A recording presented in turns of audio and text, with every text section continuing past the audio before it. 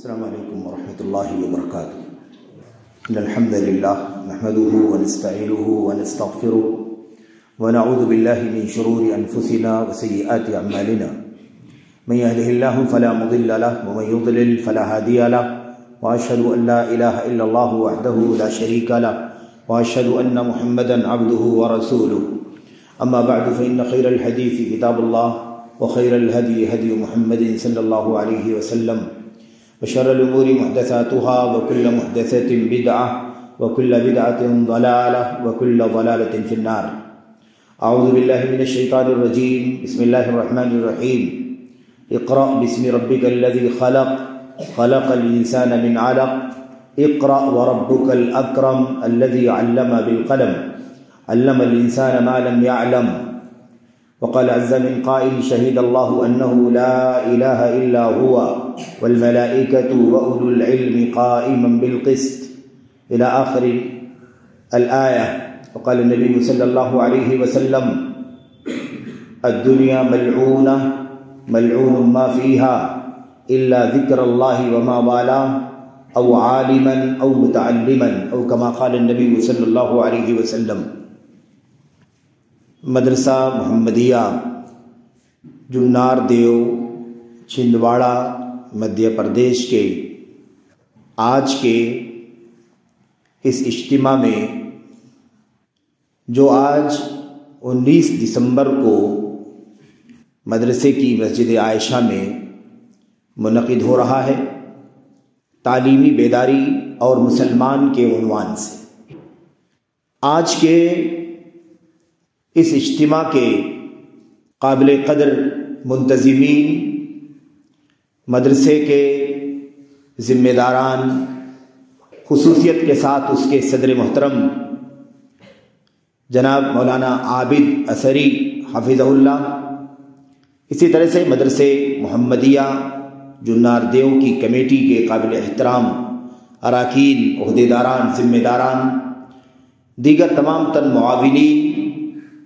اسی طرح سے مدرسے کے قابل احترام اساتذہ کرام، مجلس میں تشریف فرما قابل احترام بزرگوں، قابل احترام ماں اور بہنوں، اور اسی طرح سے آپ تمام عزیز طلباء، میرے لیے سعادت کی بات ہے، شرف کی بات ہے کہ اللہ تعالیٰ نے ایک بار پھر آپ کی اس مدرسے کی زیارت کی توفیق عطا فرمائی، آپ تمام حضرات سے ملاقات کا اللہ تبارک و تعالیٰ نے شرف بخشا، ان روشن چہروں کو دیکھنے کا اللہ تبارک و تعالیٰ نے یہ مبارک موقع عطا فرمایا۔ جو روشنی اللہ کی کتاب قرآن کریم کے علم کے حصول اور نبی کریم صلی اللہ علیہ وسلم کی سنتوں کے حصول کے لیے آگے آنے والے، اپنے وقت کی قربانی دینے والے طلباء کے لیے خصوصیت کے ساتھ اللہ کے نبی صلی اللہ علیہ وسلم کی بشارت ہے۔ اللہ کے نبی صلی اللہ علیہ وسلم نے فرمایا تھا نضر اللہ امرأ سمع مقالتی فحفظها ووعاها وأداها الى آخر ما قال النبی صلی اللہ علیہ وسلم۔ اللہ تبارک و تعالیٰ ان چہروں کو تر و تازہ رکھے جو میری حدیثوں کو پڑھیں، اسے سیکھیں، اس کا علم حاصل کریں اور بہت اچھی طرح سے اسے اپنے ذہن و دماغ میں بٹھائیں، اور اس کے بعد اسے پوری امانت داری کے ساتھ آگے پہنچائیں، ادا کریں۔ ایسا ہو سکتا ہے کہ جن لوگوں نے اسے سیکھا ہے ان سے زیادہ حفظ کرنے والے، ان سے زیادہ اچھی طرح سے ازبر کرنے والے لوگ موجود ہوں، اور جب یہ امانت داری کے ساتھ یہ علم کتاب کا، سنت کا آگے کی طرف پہنچا دیا جائے گا تو وہ ازبر ہو جائے گا، محفوظ ہو جائے گا، اور آگے پھر امانت داری کے ساتھ مزید اگلی نسلوں تک اسے پہنچانے کا انتظام کیا جا سکے گا۔ تو یہ روشن چہرے ہیں، اللہ تبارک و تعالیٰ سے دعا کرتے ہیں کہ اللہ تبارک و تعالیٰ ان چہروں کو مزید رونق عطا فرمائے، نور عطا فرمائے، اللہ تبارک و تعالیٰ مزید نوارت اور اسی طرح سے تر و تازگی عطا فرمائے۔ جو اللہ کی کتاب کو سیکھنے والے، اللہ کے نبی علیہ السلام کی سنتوں کو سیکھنے والے طلباء ہیں، اسی طرح سے مبارکبادی کے مستحق ہیں ان بچوں کے سرپرستان، ان کے والدین یا ان کے گارجین جو اس بات کے لیے اس دور میں تیار ہیں کہ اپنے بچوں کو کسی مدرسے میں بھیج کر قرآن کریم کی تعلیم دلوائیں، سنت رسول کی تعلیم دلوائیں، خالص جو نجات کی تعلیم ہے اللہ تبارک و تعالیٰ کے یہاں جس کی ضمانت ہے کہ کتاب و سنت کا علم اور اس پر عمل کے نتیجے میں اللہ تبارک و تعالیٰ نجات عطا فرمائے گا۔ جو اس مشن کے لیے آگے آنے والے ہیں وہ تمام اقارب، والدین، وارڈن، ذمہ داران سب کے سب مبارکبادی کے مستحق ہیں۔ اللہ تبارک و تعالیٰ اس دور دراز بستی میں اس ادارے کو، مدرسہ محمدیہ کو قائم کرنے والے ذمہ داران، منتظمین مبارکبادی کے مستحق ہیں جو اس بات کے لیے فکر مند ہیں کہ قوم کے بچوں کو، ان نونہالوں کو، ان عزیزوں کو، ان ننھے منھے بچوں کو اللہ کی کتاب کا علم، اللہ کے نبی علیہ السلام کی سنت کا علم کیسے پہنچایا جائے، اس کے لیے مدرسے کا انتظام، ہاسٹل کا انتظام، کلاس روموں کا انتظام، ان کے کھانے پینے کے لیے، رہنے سہنے کے لیے اسباب کا انتظام، ان تمام چیزوں کے لیے فکر مند ہیں۔ اللہ تبارک و تعالیٰ سے دعا کریں کہ اللہ تعالیٰ اس پیش رفت کے لیے انہیں اللہ تبارک و تعالیٰ اس دنیا میں بھی نیک صلہ عطا فرمائے اور آخرت میں بھی اس کا نیک بدلہ عطا فرمائے۔ اللہ تبارک و تعالیٰ قدم قدم ان کی کوششوں کو برابر کرے اور اللہ تبارک و تعالیٰ اس مشن میں آنے والی دشواریوں کا اور پریشانیوں کا اللہ تبارک و تعالیٰ خاتمہ فرمائے، اور اللہ تبارک و تعالیٰ ہر طرح کے نازک سے نازک حالات میں ہمت کے ساتھ، حوصلے کے ساتھ، ایسے ہی میرے بھائیوں امید کی روشن کرن کے ساتھ آگے بڑھنے کی توفیق عطا فرمائے۔ اور تمام تر لوگوں کی یہ بھی ذمہ داری بنتی ہے کہ جو لوگ بھی اللہ کی کتاب اور نبی کی سنت کی تعلیم و تربیت کے لیے قوم کے نونہالوں کو کتاب و سنت سے آراستہ کرنے کے لیے آگے بڑھتے ہیں، ایسے تمام لوگوں کا اپنی زبان سے میرے بھائیوں یعنی دعاؤں سے، ایسے ہی اپنی مال سے، اپنی رسوخ سے، اپنے اسباب سے تعاون کریں، ان کی حوصلہ افزائی کریں کہ یہی وہ لوگ ہیں جو قوم کے حق میں سب سے زیادہ خیر خواہی کرنے والے ہیں۔ ان سے زیادہ امت کے حق میں اور خاص طور پر ان عزیز بچوں کے حق میں کوئی خیر خواہ نہیں ہو سکتا۔ میرے بھائیوں، جو آپ کو اس دنیا کی سعادت کے لیے اور آخرت میں اللہ تبارک و تعالیٰ کی جنت پا کر، اس کی مغفرت پا کر نجات حاصل کر لینے اور سعادت سے بہرہ ہونے کے راستے پر لگائے، اس سے زیادہ آپ کے حق میں کوئی خیر خواہ، آپ کے لیے اس سے زیادہ کوئی ہمدرد نہیں ہو سکتا۔ اس لیے آپ کی اور ہماری سب کی ذمہ داری ہے کہ ہم ان تمام ذمہ داروں کا شکریہ بھی ادا کریں اور ان کی حوصلہ افزائی کریں، اپنی مال سے، اپنی دعاؤں سے، اپنے اسباب سے، اپنی صلاحیتوں سے ان کی مدد کریں، اور خاص طور پر اگر کچھ نہیں کر سکتے تو ان کے لیے اللہ تبارک و تعالیٰ کے حق میں، ان کے حق میں اللہ تبارک و تعالیٰ سے دعائیں کریں۔ میرے بھائیوں، آج کی جو مجلس ہے، آج کا جو اجتماع ہے، اس میں انشاءاللہ تبارک و تعالیٰ چند باتیں اس حوالے سے آپ کے سامنے عرض کرنی ہے کہ تعلیم کی اسلام میں کیا اہمیت ہے، تعلیم کے سلسلے میں اسلام نے کس قدر بیداری پیدا کی ہے، حوصلہ دیا ہے، اس کے لیے کس طرح سے افراد تیار کیے ہیں، کس طرح سے تعلیم کی فضیلت بیان کی ہے، تعلیم یافتگان کی فضیلت بیان کی ہے، طلب علم کی فضیلت بیان کی ہے، اور اس مشن کو بڑھانے کے لیے کس طرح کی کوششیں اللہ کی کتاب اور نبی کی سنت اور امت کی سلف کی سیرت کے اندر، تاریخ کے اندر ہمیں ملتی ہیں۔ چند باتیں آپ کے سامنے عرض کرنا ہے، ساتھ ہی ساتھ موضوع کا جو ایک چھوٹا سا گوشہ ہے اور مسلمان کے عنوان سے، تعلیمی بیداری اور مسلمان۔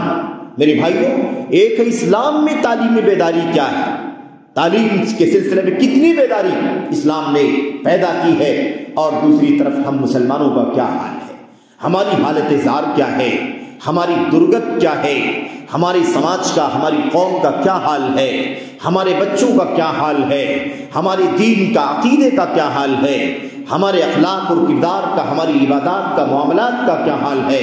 یہ سرسری طور پر چند باتیں اس حوالے سے بھی آپ کے سامنے عرض کرنے کی کوشش کروں گا۔ اللہ سے دعا ہے کہ اللہ تبارک و تعالی ہمیں اور آپ کو تعلیم کے سلسلے میں بیداری اپنے اندر پیدا کرنے کی توفیق عطا فرمائے۔ اپنی خواب سے نکلنے کی توفیق عطا فرمائے۔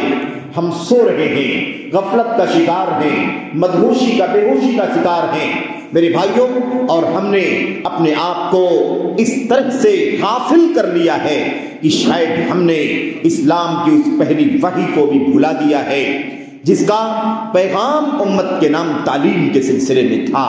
تعلیم کے سلسلے میں کیسی بیداری، اس کا اندازہ ہم اور آپ اللہ کی کتاب کی چند آیات سے، نبی کریم صلی اللہ علیہ وسلم کی چند حدیث سے انشاءاللہ تبارک و تعالیٰ لگا سکتے ہیں۔ میں کچھ باتیں عرض کروں گا اس دعا کے ساتھ کہ اللہ تبارک و تعالیٰ کہنے والے کو سب سے پہلے خود عمل کرنے کی توفیق عطا فرمائے۔ اللہ تبارک و تعالیٰ اس کے بعد یہ پیغام امت کے عوام تک، خواص تک، اور تمام مردوں تک، خواتین تک، عزیزوں تک، نونہالوں تک، اور تمام ذمہ داروں تک پہنچانے کی توفیق عطا فرمائے، آمین یا رب العالمین۔ میرے بھائیوں، میرے بزرگوں، اور خصوصیت کے ساتھ عزیزوں، اور ایسے ہی مدرسے کے ذمہ داران اور اساتذہ کرام، میرے بھائیوں، میں یہ بتانا چاہتا ہوں آپ کے سامنے کہ تعلیمی بیداری کے سلسلے میں قرآن ہم سے کیا کہہ رہا ہے، قرآن کا تخاطب کیا ہے، قرآن کا انداز کیا ہے، اس حوالے سے چند باتیں پہلے سمجھیں۔ قرآن کریم کی وہ آیتیں جو پہلی وحی کی 5 آیتیں ہیں جن کو آپ کے سامنے پڑھا گیا، چھوٹا سا بچہ بھی ان آیتوں کو جانتا ہے، اور جن بچوں کو جو آیتیں یا جو سورتیں بالکل شروع میں یاد کرائی جاتی ہیں، ان میں سے میرے بھائیوں یہ سورت بھی ہے جس میں اللہ تبارک و تعالیٰ نے پہلی وحی کے شکل میں تعلیم دی ہے، اس بات پر آمادہ کیا ہے، للکارا ہے، ابھارا ہے، آمادہ کیا ہے، اکسایا ہے میرے بھائیوں، وہ ہے تعلیم۔ اللہ تبارک و تعالیٰ فرماتا ہے اقرأ بسم ربک الذی خلق۔ نبی کریم صلی اللہ علیہ وسلم سے مخاطب ہے اللہ تبارک و تعالیٰ، نبی سے اللہ تبارک و تعالیٰ فرماتا ہے اقرأ، پڑھیے۔ اللہ تبارک و تعالیٰ مخاطب ہے، اپنے نبی کو مخاطب کر رہا ہے، اور سب سے پہلا خطاب ہے، سب سے پہلا حکم دیا جا رہا ہے۔ وہ حکم کس سلسلے میں ہے؟ تعلیم کے سلسلے میں ہے، پڑھائی کے سلسلے میں ہے، اور ساتھ ہی ساتھ کون سی تعلیم، کون سی پڑھائی، اس کا بھی خاص طور پر ان 5 آیتوں میں تذکرہ کر دیا گیا ہے میرے بھائیوں۔ اس لیے یاد رکھیں، تعلیمی بیداری جب کہا جائے تو آپ کو سب سے پہلے اس تعلیم کی فہرست میں اس تعلیم کو رکھنا چاہیے جس تعلیم سے اللہ تبارک و تعالیٰ کی معرفت ہوتی ہے، جس تعلیم سے اللہ تبارک و تعالیٰ کے دین کی معرفت ہوتی ہے، جس تعلیم سے نبی کریم صلی اللہ علیہ وسلم کی معرفت ہوتی ہے، کہ یہ وہ تعلیم کا حصہ ہے جو سب سے بنیادی تعلیم ہے، اور اس تعلیم کے بغیر دنیا کی ساری تعلیمات ہمارے خلاف حجت بن سکتی ہے۔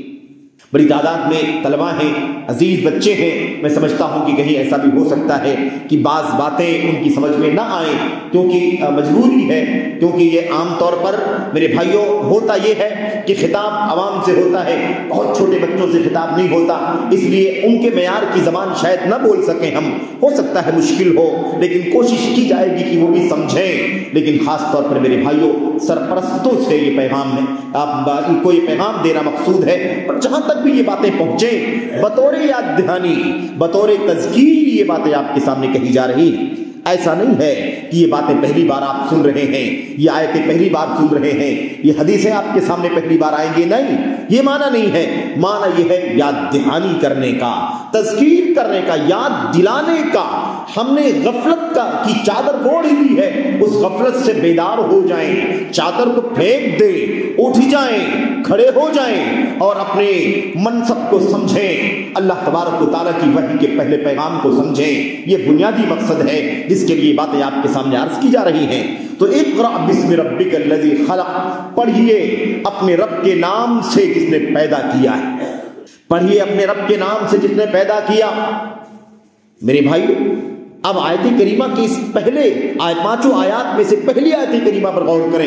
اللہ تبارک و تعالیٰ فرماتا ہے، اللہ کے نبی علیہ الصلوۃ والسلام پڑھیے بسم ربک الذی خلق، اپنے رب کے نام سے جس نے پیدا کیا ہے۔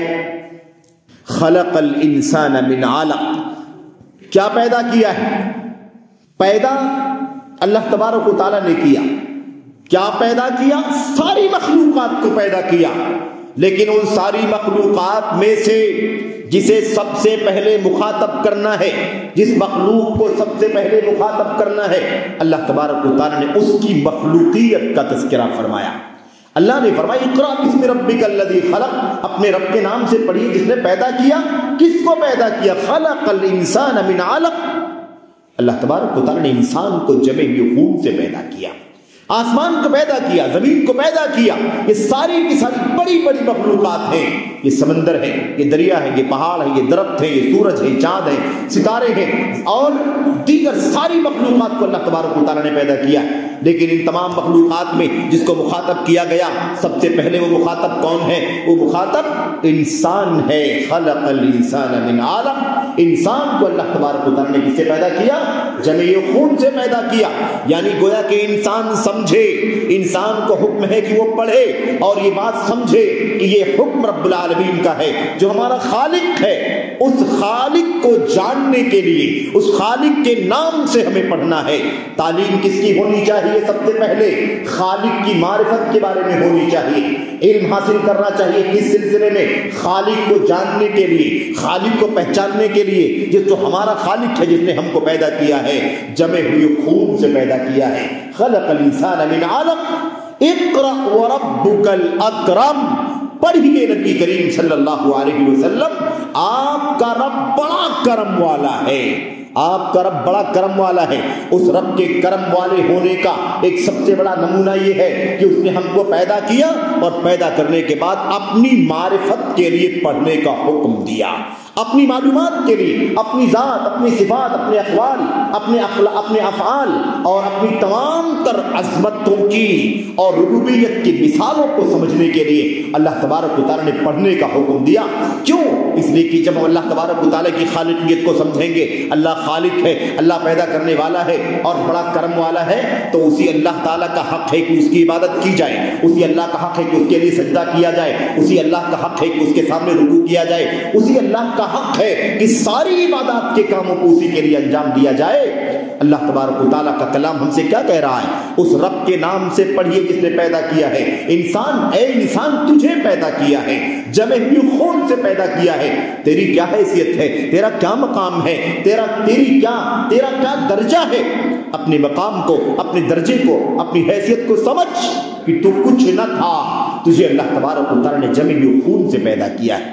میرے بھائیو، اللہ تبارک و تعالیٰ فرماتا ہے اقرأ وربک الاکرم الذی علم بالقلم، اس رب کے نام سے پڑھیے، اقرأ وربک الاکرم، پڑھیے نبی کریم صلی اللہ علیہ وسلم، آپ کا رب بڑا کرم والا ہے، اکرم، سب سے زیادہ نوازش والا ہے، سب سے زیادہ عطا کرنے والا ہے، سب سے زیادہ نوازنے والا ہے۔ میرے بھائیو، اللہ تبارک و تعالیٰ فرماتا ہے، کیا ہے وہ؟ اللہ تبارک و تعالیٰ نے تمہیں قلم کے ذریعے سے علم سکھایا۔ اقرأ وربک الاکرم الذی علم بالقلم، جس نے قلم کے ذریعے سے تعلیم دی۔ دیکھا آپ نے لفظ آ گیا کہ نہیں آ گیا؟ پڑھنے کا لفظ آ گیا، ایک بار آ گیا پہلی آیت کریمہ میں، پھر اس کے بعد آ گیا دوسری مرتبہ اقرأ وربک الاکرم، 2 مرتبہ پڑھنے کا حکم دیا۔ ان 5 آیتوں میں 2 مرتبہ پڑھنے کا حکم دیا جا رہا ہے۔ الذی علم بالقلم، تعلیم کا لفظ ہے، علم یعلم، سکھایا، تعلیم دیا قلم کے ذریعے سے، یعنی وسیلے کا بھی ذکر کیا گیا، اسباب تعلیم کا بھی ذکر کیا گیا۔ قلم کے ذریعے سے اللہ تبارک و تعالیٰ نے علم سکھایا۔ اس کے بعد والی آیت کریمہ میں اللہ تبارک و تعالیٰ فرماتا ہے علم الانسان ما لم یعلم، اور انسان کو وہ سکھایا جو وہ نہیں جانتا تھا۔ علم دینے والا کون ہے؟ تعلیم دینے والا کون ہے؟ بصیرت دینے والا کون ہے؟ سوجھ بوجھ دینے والا کون ہے؟ روشنی میں لانے والا کون ہے؟ اندھیروں سے نکال کر اللہ تبارک و تعالیٰ کی معرفت اور نور دینے والا کون ہے؟ علم الانسان ما لم یعلم، اللہ تبارک و تعالیٰ نے سکھایا۔ میرے عزیزوں، غور کر لو، یہ 5 آیتیں ہیں، ان 5 آیتوں میں اللہ تبارک و تعالیٰ نے 2 مرتبہ اقرا پڑھیے 2 مرتبہ پڑھنے کا حکم دیا ہے، اور اس کے بعد 2 مرتبہ علم الانسان ما لم یعلم، علم بالقلم، علم الانسان ما لم یعلم، 2 مرتبہ تعلیم کا استعمال فرمایا۔ غور کرنے کی بات ہے، پہلی بار وحی نازل ہو رہی ہے، 5 آیتیں اتری ہیں، جبریل امین علیہ السلام نبی کریم صلی اللہ علیہ وسلم کے پاس تشریف لاتے ہیں، آپ کے پاس اللہ کا پیغام پہنچاتے ہیں۔ پہلا پیغام غار حرا کے اندر نبی کریم صلی اللہ علیہ وسلم موجود ہیں۔ کیا ہوا میرے بھائیوں؟ آپ سوچیں تعلیمی بیداری اسلام کی کتنی عظیم الشان ہے، اسلام کس طرح سے تعلیمی طور پر بیدار کرنا چاہتا ہے۔ یہ آیتیں کہاں اتری ہیں، کب اتری ہے، سماج کون سا تھا، کلچر کون سا تھا، معاشرہ کون سا تھا، وہ کون لوگ تھے؟ عرب کا معاشرہ ہے، قریش کا قبیلہ ہے میرے بھائیوں، اور مکی کی وہ سرزمین ہے، وہاں پر اللہ تبارک و تعالیٰ کا یہ کلام اترتا ہے۔ جو لوگ اپنی زبان کے حوالے سے، عربی زبان دانی کے حوالے سے ساری دنیا میں اپنا ڈنکا بجوایا کرتے تھے، اللہ تبارک و تعالیٰ نے یہ سمجھا دیا، اے قوم عرب کے لوگوں، اے عرب کے لوگوں، تم عربی دان ضرور ہو، تمہاری پاس زبان ضرور ہے، تمہارے پاس فصاحت ضرور ہے، بلاغت ضرور ہے، تم اپنے علاوہ دوسروں کو عجمی سمجھتے ہو، تم دوسروں کو گونگا کہہ کر کے پکارتے ہو، لیکن یاد رکھو زبان جاننا الگ چیز ہے، تمہیں اللہ تبارک و تعالیٰ کی معرفت کا علم حاصل کرنا ضروری ہے۔ جو تمہارا خالق ہے، ساری کائنات کا خالق ہے، ساری مخلوقات کا موجد ہے، اللہ تبارک و تعالیٰ ہی نے پیدا کیا ہے، اس لیے تم کو پڑھنا ہے، تم کو سیکھنا ہے، تم کو علم حاصل کرنا ہے، اور اس رب کے نام سے جس رب نے تمہیں پیدا کیا ہے۔ پیغام ہے قرآن، پیغام ہے قراءت کا یعنی پڑھنے کا، پیغام ہے تعلیم کا، بیدار کیا جا رہا ہے پڑھنے کے لیے عرب کے ان لوگوں کو، اور بیدار کیا جا رہا ہے تعلیم کے حوالے سے عرب کے ان لوگوں کو پہلے نمبر پر، اور پھر یہ پیغام لِأُنذِرَكُمْ بِهِ وَمَنْ بَلَغَ، اللہ تبارک و تعالیٰ کا یہ کلام قرآن کریم کیوں آیا؟ تاکہ میں تمہیں ڈراؤں، تمہیں آگاہ کروں، وَمَنْ بَلَغَ، اور یہ اللہ کا کلام جہاں تک پہنچے سب کو ڈراؤں، یعنی ساری دنیا کو، قیامت تک آنے والی میرے بھائیوں نسلوں کو، آخری فرد بشر کو، ایک فرد کو ڈراؤں، جہاں تک اللہ تبارک و تعالیٰ کا کلام پہنچے، جہاں تک اللہ تبارک و تعالیٰ کی کائنات میں لوگ آئیں، سب کو اللہ تبارک و تعالیٰ کا پیغام پہنچے اور اللہ کے پیغام کے ذریعے سے انہیں ڈرایا جائے۔ یہ اللہ کے نبی علیہ السلام نے یہ بات بتلائی، قرآن کریم کے اندر اللہ تبارک و تعالیٰ کا یہ حکم موجود ہے۔ اب یہ سب کے لیے ہے کیا کہ سب پڑھیں، سب کے سب تعلیم حاصل کریں، اپنے رب کے نام سے پڑھیں، اپنے خالق کو جاننے کے لیے پڑھیں، جس خالق نے سکھایا، جس خالق نے پڑھایا، جس خالق نے قلم کے ذریعے تعلیم دی، جس خالق نے وہ سکھایا جس کا ہمیں علم نہیں تھا۔ یہ قرآن کریم کی وہ 5 آیتیں ہیں جن 5 آیتوں میں تعلیمی بیداری پیدا کی جا رہی ہے، تعلیم کے سلسلے میں آگاہ کیا جا رہا ہے۔ اللہ کے کلام کی ان آیات کو اگر آپ تفسیر کی کتابیں کھول کر کے دیکھیں اور ان آیات کی تفسیر میں وہ ساری تفصیلات، وہ ساری تفسیری روایات جو صحابہ کرام سے آئی ہیں، تابعین سے آئی ہیں، ان تمام باتوں پر اگر آپ غور کریں تو آپ کو یہ بات بہت اچھی طرح سے سمجھ میں آ جائے گی کہ اسلام کی پہلی وحی میں کس طرح سے امت کو، قوم مسلم کو، انسانیت کو تعلیمی طور پر بیدار کیا جا رہا ہے، انسانیت کو تعلیمی طور پر بیدار کیا جا رہا ہے۔ میرے بھائیوں، میرے بزرگوں، یہاں 2 پیغام صرف آپ یاد کر کے چلیں، یہ دونوں پیغام آپ کو یاد رکھنا ہے، تعلیمی بیداری اور مسلمان، ان 2 پیغاموں کو ابھی ذہن میں بٹھا لو۔ ایک پیغام ہے پڑھنے کا، تعلیم حاصل کرنے کا، سیکھنے سکھانے کا، دوسرا پیغام ہے بسم ربی کا، اپنے رب کے نام سے، یعنی جو بھی تعلیم ہو، جو بھی پڑھائی ہو، اس کا پہلا قدم اپنے رب کی معلومات کے لیے ہونا چاہیے، اپنے خالق کو پہچاننے کے لیے ہونا چاہیے، جس نے پیدا کیا ہے، جس کے سامنے سر جھکانا ہے، جس کی بندگی کرنی ہے، جس کے سامنے اپنی غلامی کا اظہار کرنا ہے، جس کے سامنے اپنی محتاجگی کا اظہار کرنا ہے، اس رب کے نام سے پڑھنا ہے۔ تو اسلام نے تعلیمی بیداری تو پیدا کی ہے، لیکن تعلیمی بیداری پیدا کون سی تعلیم؟ وہ تعلیم جس تعلیم سے آپ کو اپنے رب کی معرفت ہو، جس تعلیم سے آپ اپنے اللہ کو پہچانیں، جس تعلیم سے آپ اپنے خالق کو پہچانیں، جس تعلیم سے آپ اللہ تبارک و تعالیٰ کے بندے بنیں، جس تعلیم سے آپ اللہ تبارک و تعالیٰ کو اپنا معبود سمجھیں، اس تعلیم کی سلسلے میں اللہ تبارک و تعالیٰ نے بیداری پیدا کی ہے، اس لیے غلط فہمی نہیں ہونی چاہیے۔ تعلیمی بیداری میں سب سے پہلے یہ تعلیم ہے جس تعلیم سے اس کائنات کے پیدا کرنے والے کو پہچانا جائے، جس تعلیم سے اس کائنات کے خالق کو پہچانا جائے، اس کے نام کو جانا جائے، اس کے نام سے پڑھا جائے، اس کے نام سے تعلیم حاصل کی جائے۔ یہ تعلیمی بیداری کا پہلا قدم ہے، پہلا پیغام ہے۔ اس نقطے کو، دو نقطوں کو یاد رکھنا، آگے آنے والی ساری باتوں میں اس نقطے کو آپ کے سامنے دہرایا جاتا رہے گا، اشارہ کیا جاتا رہے گا۔ میں آپ کے سامنے یہ باتیں بھی کروں گا کہ عصری تعلیم کا کیا حکم ہے۔ عصری تعلیم کے سلسلے میں افراط بھی غلط ہے، تفریط بھی غلط ہے۔ تعلیمی بیداری کے سلسلے میں یہ نقطہ یاد رہے، عصری تعلیم کے سلسلے میں دونوں طرف کی جو رائے ہے وہ غلط ہے۔ اعتدال کی راہ، میانہ راہ، نہ تو تفریط ہونی چاہیے نہ تو افراط ہونا چاہیے، اس کا بھی تذکرہ آپ کے سامنے آئے گا۔ اس سے پہلے تعلیمی بیداری کے سلسلے میں دو چار باتیں، ایک دو اور مزید آیتیں، نبی کریم صلی اللہ علیہ وسلم کی دو چار حدیثوں کا تذکرہ کروں تاکہ یہ بات واضح ہو جائے کہ نبی کریم صلی اللہ علیہ وسلم نے امت کو تعلیمی طور پر بیدار کیا ہے۔ ایک طرف آپ یہ بھی یاد رکھیں کہ نبی کریم صلی اللہ علیہ وسلم جس وقت نبی بنا کر کے بھیجے گئے، جن لوگوں کے بیچ میں نبی بنا کر کے بھیجے گئے، وہ معاشرہ کس کا تھا، وہ سماج کس کا تھا، اس سماج کو کیا کہا جاتا تھا؟ وہ ہے جاہلیت۔ جاہلیت کہا گیا۔ جاہلیت کا خاتمہ کرنے کے لیے نبی کریم صلی اللہ علیہ وسلم آئے۔ جاہلیت کے مقابلے میں قرآن کریم آیا، جاہلیت کے مقابلے میں نبی علیہ السلام کی بعثت ہوئی، جاہلیت کے مقابلے میں اللہ کے نبی کی سنت آئی۔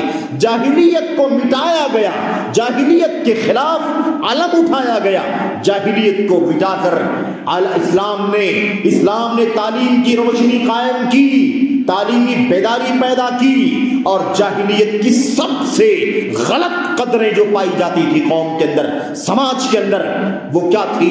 وہ تھی اللہ تبارک و تعالیٰ کو فراموش کر دینا، اس کے ساتھ شرک کرنا، اس کے ساتھ کفر کرنا، اس کے ساتھ بغاوت کرنا، اس کے در کو چھوڑ کر کے نہ جانے کتنے دروں کے سامنے سر ٹیکنا۔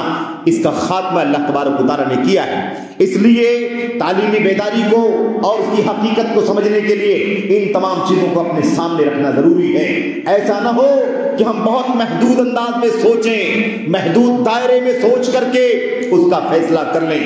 نہیں میرے بھائیوں، ذمہ داری یہ بنتی ہے کہ تعلیمی بیداری اور مسلمانوں کے درمیان، مسلمانوں کے اندر کون سی تعلیم، کس درجے کی تعلیم، کس کا کتنا اونچا مقام، کس کی کیا حیثیت، یہ ساری باتیں آپ کے سامنے آنی چاہیے، اور پھر مسلمانوں کا رویہ اور ان کا وتیرہ کیا ہے اسے کھول کر کے بیان کرنا چاہیے۔ میرے بھائیوں، اللہ کی کلام کی آیت کریمہ آپ کے سامنے پڑھی گئی ہے۔ اللہ تبارک و تعالیٰ فرماتا ہے، شہید اللہ انہ لا الہ الا ہوا، شہید اللہ انہ لا الہ الا ہوا۔ اللہ تبارک و تعالیٰ گواہی دیتا ہے، اللہ تبارک و تعالیٰ گواہی دیتا ہے اس بات کی کہ اللہ کے سوا کوئی سچا عبادت کے قابل نہیں ہے، اللہ تعالیٰ کے سوا کوئی سچا عبادت کے قابل نہیں، اس کی گواہی اللہ تبارک و تعالیٰ دیتا ہے۔ والملائکہ، اور فرشتے گواہی دیتے ہیں، وَأُولُو الْعِلْمِ، اور علم والے گواہی دیتے ہیں۔ اللہ کی توحید کی گواہی کون دیتا ہے؟ خود اللہ تبارک و تعالیٰ دیتا ہے۔ اسی کے اللہ تبارک و تعالیٰ کے ساتھ اللہ کی توحید کی گواہی فرشتے، تیسرے نمبر پر اللہ تبارک و تعالیٰ کی توحید کی گواہی اولو العلم، علم والے گواہی دیتے ہیں۔ تعلیمی بیداری کی بات کر رہے ہیں ہم لوگ۔ تعلیمی بیداری کا معنی سمجھو۔ تعلیمی بیداری کیا ہے؟ تعلیمی بیداری یہ ہے وہ علم سیکھا جائے، وہ علم حاصل کیا جائے، اس علم کے سے اپنے آپ کو لیس کیا جائے، سب سے پہلے جس کے ذریعے سے اللہ تبارک و تعالیٰ کی توحید کی گواہی دے سکے آدمی، وہ علم حاصل کرے جس علم سے اللہ کی وحدانیت کی گواہی دے۔ امام قرطبی رحمت اللہ علیہ نے اس آیت کریمہ کی تفسیر میں لکھا ہے، اللہ تعالیٰ نے اپنی توحید کی گواہی کے لیے خود اپنا ذکر کیا کہ اللہ کی توحید کی گواہی خود اللہ دیتا ہے۔ اس کے بعد کس کا ذکر کیا؟ والملائکہ، اور فرشتے اللہ کی توحید کی گواہی دیتے ہیں۔ اس کے بعد تیسرے نمبر پر وَأُولُو الْعِلْمِ قَائِمًا بِالْقِسْطِ، عدل و انصاف کے ساتھ علم والے اللہ کی توحید کی گواہی دیتے۔ امام قرطبی فرماتے ہیں اگر اللہ تبارک و تعالیٰ کے یہاں اپنی فرشتوں کے بعد اپنی توحید کی گواہی کے لائق کوئی اور ہوتا جس کا نام ذکر کرتا اللہ تبارک و تعالیٰ، انسانوں کے علاوہ علماء کے علاوہ اگر کسی کا ذکر کرنا ہوتا تو ضرور کرتا، لیکن فرشتوں کے بعد اللہ کی توحید کی گواہی دینے والا علماء کے آگے کوئی نہیں ہے۔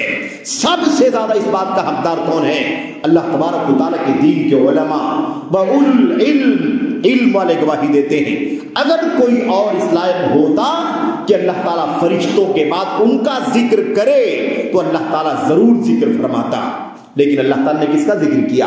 اللہ نے اولو العلم کا ذکر فرمایا، یعنی علماء گواہی دیتے ہیں۔ پتہ کیا چلا؟ اس تعلیم کی ضرورت سب سے پہلے ہے جس تعلیم سے اللہ تبارک و تعالیٰ کی توحید کی گواہی دی جائے۔ وہ علم جو اللہ کی توحید کو پہچان کروائے، اللہ کی توحید کا علم دے، اللہ کی توحید وحدہ، اللہ تبارک و تعالیٰ کی توحید الوہیت، توحید عبادت جس کو ہم کہتے ہیں، اللہ تعالیٰ کی توحید ربوبیت، اللہ تبارک و تعالیٰ کی توحید اسماء و صفات، اللہ تبارک و تعالیٰ کی توحید پورے طور پر جس توحید کا میرے بھائیوں مقام یہ ہے کہ اسی توحید کے علم کے لیے پہلے رسول حضرت نوح علیہ السلام آئے، اور پھر سلسلہ چلتا رہا، اخیر میں محمد رسول اللہ صلی اللہ علیہ وسلم آئے۔ اسی توحید کا علم پہنچانے کے لیے میرے بھائیوں سارے انبیاء آئے، سارے رسول آئے۔ اسی توحید کی گواہی دینے والا علم ہمیں سب سے پہلے حاصل کرنے کی ضرورت ہے۔ آیت کریمہ نے کیا بتلایا؟ آیت کریمہ نے بتلایا کہ وہ علم والے اللہ تعالیٰ کے ہاں مطلوب ہیں، ان علم والوں کی تعریف اللہ کر رہا ہے جو علم والے اللہ کی توحید کی گواہی دیتے ہیں، اللہ کی توحید کی شہادت دیتے ہیں، اللہ کے سوا کوئی سچا عبادت کے قابل نہیں ہے، وہی رب ہے، وہی اسماء و صفات میں تنہا ہے۔ اس بات کا اعلان کر رہی ہے آیت کریمہ۔ اس لیے یہ بات اچھی طرح ذہن میں بیٹھ جانی چاہیے کہ تعلیمی بیداری کے اندر سب سے پہلے وہ تعلیم جس تعلیم سے اللہ کی پہچان ہو، جس تعلیم سے اللہ کے دین کی پہچان ہو، جس تعلیم سے اللہ کی توحید کا پتہ چلے، وہ تعلیم سب سے پہلے مطلوب ہے۔ ہم نے آپ کے سامنے اللہ کے نبی محمد الرسول اللہ صلی اللہ علیہ وسلم کی حدیثوں میں سے ایک چھوٹی سی حدیث پڑھی ہے جسے امام ترمذی رحمۃ اللہ علیہ نے حسن سند کے ساتھ نقل فرمایا ہے۔ اللہ کے نبی صلی اللہ علیہ وسلم نے فرمایا الدنیا ملعونہ ملعون ما فیہا، یہ دنیا لعنتی ہے اور دنیا کے اندر جو بھی چیزیں ہیں سب کی سب لعنتی ہیں۔ دنیا لعنتی ہے، دنیا کے اندر جو کچھ ہے سب لعنتی ہے، الا سوائے چار چیزوں کے۔ اور اس بات کو اچھی طرح سے یاد رکھنا، یہ اللہ کے نبی علیہ السلام کی وہ حدیث ہے جس میں دنیا اور دنیا کی ساری چیزوں کو لعنتی قرار دیا گیا ہے۔ اب جو علم انسان کو اللہ کی ربوبیت تک نہ پہنچائے، اللہ کی الوہیت تک نہ پہنچائے، اللہ کی پہچان نہ کرائے، اللہ تبارک و تعالیٰ کی توحید کا اقرار کرنے پر آمادہ نہ کرے، وہ علم جو انسان کو بے دین بنائے، وہ علم جو انسان کو ملحد بنائے، وہ علم جو انسان کو زندیق بنائے، وہ علم جو انسان کو کافر بنائے، ایسے علم کی گنجائش نہیں ہے اللہ تبارک و تعالیٰ کے دین میں۔ وہ علم اللہ کے دین کے اندر مطلوب ہے جس علم سے انسان اللہ تک پہنچے، اللہ کی بندگی تک پہنچے، اللہ تبارک و تعالیٰ کی توحید تک پہنچے، اللہ کی معرفت تک پہنچے۔ بے دینی، الحاد، دہریت، زندیقیت، کفر، اس طرح کے راستوں پر ڈالنے والا علم اللہ تبارک و تعالیٰ کے دین میں اس کی کوئی گنجائش نہیں۔ یہ بات اچھی طرح سے واضح ہو جائے۔ اللہ کے نبی نے فرمایا دنیا لعنتی ہے اور دنیا میں جو کچھ چیزیں ہیں سب کی سب لعنتی ہیں، الا سوائے چار چیزوں کے، ذکر اللہ، اللہ تبارک و تعالیٰ کے ذکر کے، اللہ کی یاد کے، اللہ کی کتاب کے، اللہ کے نبی کی سنت کے، اللہ تبارک و تعالیٰ کی توحید کے، اللہ تبارک و تعالیٰ کے دین کے، اس کی شریعت کے، یہ پورا کا پورا اللہ تبارک و تعالیٰ کا ذکر ہے۔ قرآن بھی ذکر ہے، نماز بھی ذکر ہے، روزہ بھی ذکر ہے، حج و عمرہ بھی ذکر ہے، ساری عبادات اللہ تبارک و تعالیٰ کا ذکر ہے۔ اللہ کے کلام کی آیات، نبی کریم صلی اللہ علیہ وسلم کی حدیث ہمیں بتلاتی ہے کہ اللہ تعالیٰ کی ذکر کے اندر یہ ساری چیزیں شامل ہیں۔ اللہ کے نبی علیہ السلام نے فرمایا، اللہ کے نبی علیہ السلام نے فرمایا الا ذکر اللہ، سوائے اللہ کی یاد کے، اللہ کے ذکر کے۔ نمبر 1، لعنت سے باہر کیا چیز ہے؟ اللہ کا ذکر لعنت سے باہر ہے۔ وما والا، اور جو اللہ کی ذکر سے محبت رکھے، اللہ کے ذکر سے تعلق رکھے، وہ کیا ہے؟ وہ بھی اللہ تبارک و تعالیٰ کی لعنت سے باہر۔ وعالماً ومتعلماً، نمبر 3 دین کا عالم، نمبر 4 دین کا طالب علم۔ 4 چیزوں کو اللہ کے نبی نے مستثنا کر دیا۔ تعلیمی بیداری دیکھو اور تعلیمی بیداری کا رخ دیکھو۔ اللہ کے نبی صلی اللہ علیہ وسلم نے کیا سمجھایا؟ اللہ کے نبی نے فرمایا دنیا اور دنیا کی ساری چیزیں لعنتی، سب لعنت۔ اور لعنت کا مطلب سمجھتے ہیں نا؟ الطرد والابعاد عن رحمت اللہ۔ لعنت یعنی اللہ کی رحمت سے، اللہ کی رحمت سے دھتکار دینا، پھٹکار دینا، اس کو لعنت کہتے ہیں۔ یعنی ساری دنیا اور دنیا کی ساری چیزیں لعنتی ہیں، یعنی اللہ کی رحمت سے دور ہیں، اللہ کی رحمت سے پھٹکار ہے، سوائے اللہ کے ذکر کے۔ نمبر 2، جو اللہ کے ذکر سے محبت اور تعلق رکھے۔ نمبر 3، جو اللہ کے دین کا عالم ہو، جو اللہ کے دین کا طالب علم۔ یہ 4 چیزیں ہیں جو اللہ تبارک و تعالیٰ کے یہاں لعنت سے باہر ہیں۔ نبی کریم صلی اللہ علیہ وسلم کی اس حدیث کے اندر صراحت پتہ کیا چلا میرے بھائیوں؟ کون سا عالم، کون سا طالب علم، اور کون سا ذکر، اور ذکر سے محبت، یہ 4 چیزیں ہیں۔ ہمیں اچھی طرح جان لینا چاہیے کہ اللہ تبارک و تعالیٰ کی کتاب میں، نبی کریم صلی اللہ علیہ وسلم کی سنت میں جہاں جہاں علم کا تذکرہ آیا ہے، اس سے مراد قرآن و سنت کا علم ہے۔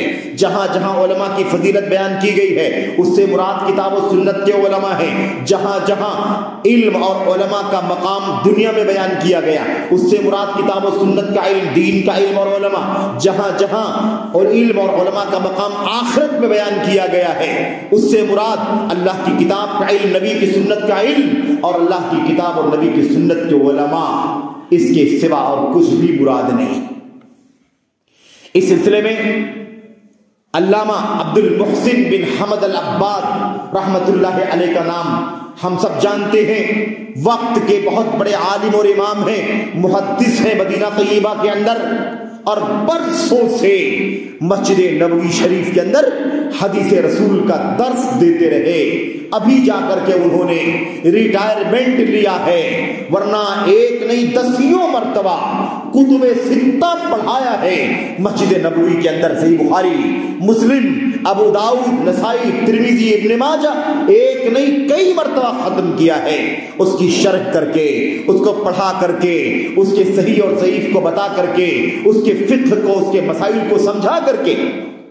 علامہ عبد المحسن بن حمد العباد البدر حفظہ اللہ، میرے بھائیوں، وہ کہتے ہیں کہ کتاب و سنت میں جہاں بھی علم کا تذکرہ ہے، علماء کا تذکرہ ہے، علم کی تعریف ہے، علماء کی تعریف ہے، دنیا میں ہے، آخرت میں ہے، اس سے مراد قرآن کا علم، سنت کا علم، عقیدے کا علم، فقہ کا علم، شریعت کا علم ہے۔ یہی علم ہے جس سے جو مراد ہے قرآن و سنت کے اندر۔ بقیہ جو دنیا کے علوم ہیں، ان علوم کا حکم یہ ہے کہ دنیا کے علوم حاصل کرنا جائز ہے، لیکن اس وقت تک جائز ہے، اس وقت اور اس وقت تک جائز ہے، اس وقت جائز ہے۔ کب؟ جب پہلے اللہ کی معرفت حاصل کر لی جائے، اللہ کی توحید سیکھ لی جائے، نبی کی رسالت جان لی جائے، آخرت جان لیا جائے، اللہ تبارک و تعالیٰ کے حق کو جان لیا جائے، نبی کے حق کو پہچان لیا جائے۔ مرنے کے بعد اللہ تبارک و تعالیٰ کے سامنے حساب دینا ہے، اس کی فکر کر لی جائے۔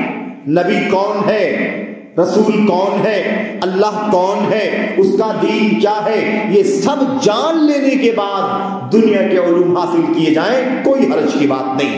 کوئی آدمی اللہ کی توحید جانے، سنت جانے، اللہ کو پہچانے، نبی کو پہچانے، اللہ تبارک و تعالیٰ کی دین کی موٹی معلومات اور اس کا علم حاصل کر لے، حلال و حرام سمجھے، اللہ تعالیٰ کی عبادت اور بندگی کرے، اس کے بعد اگر وہ دنیا سیکھنا چاہتا ہے تو سیکھے، انجینئر بننا چاہتا ہے بنے، ڈاکٹر بننا چاہتا ہے بنے، اور دیگر سبجیکٹ میں وہ علم حاصل کرنا چاہتا ہے حاصل کرے، کوئی رکاوٹ نہیں ہے۔ لیکن شرط کیا ہے پہلی؟ کہ پہلے اللہ کی توحید، پہلے نبی کی سنت، پہلے اللہ کا دین، پہلے نبی کی رسالت سمجھے، پہلے آخرت سمجھے، جنت میں کیسے جائے گا وہ جانے، جہنم سے کیسے بچے گا وہ جانے، اس کے بعد دنیا کا علم حاصل کرے۔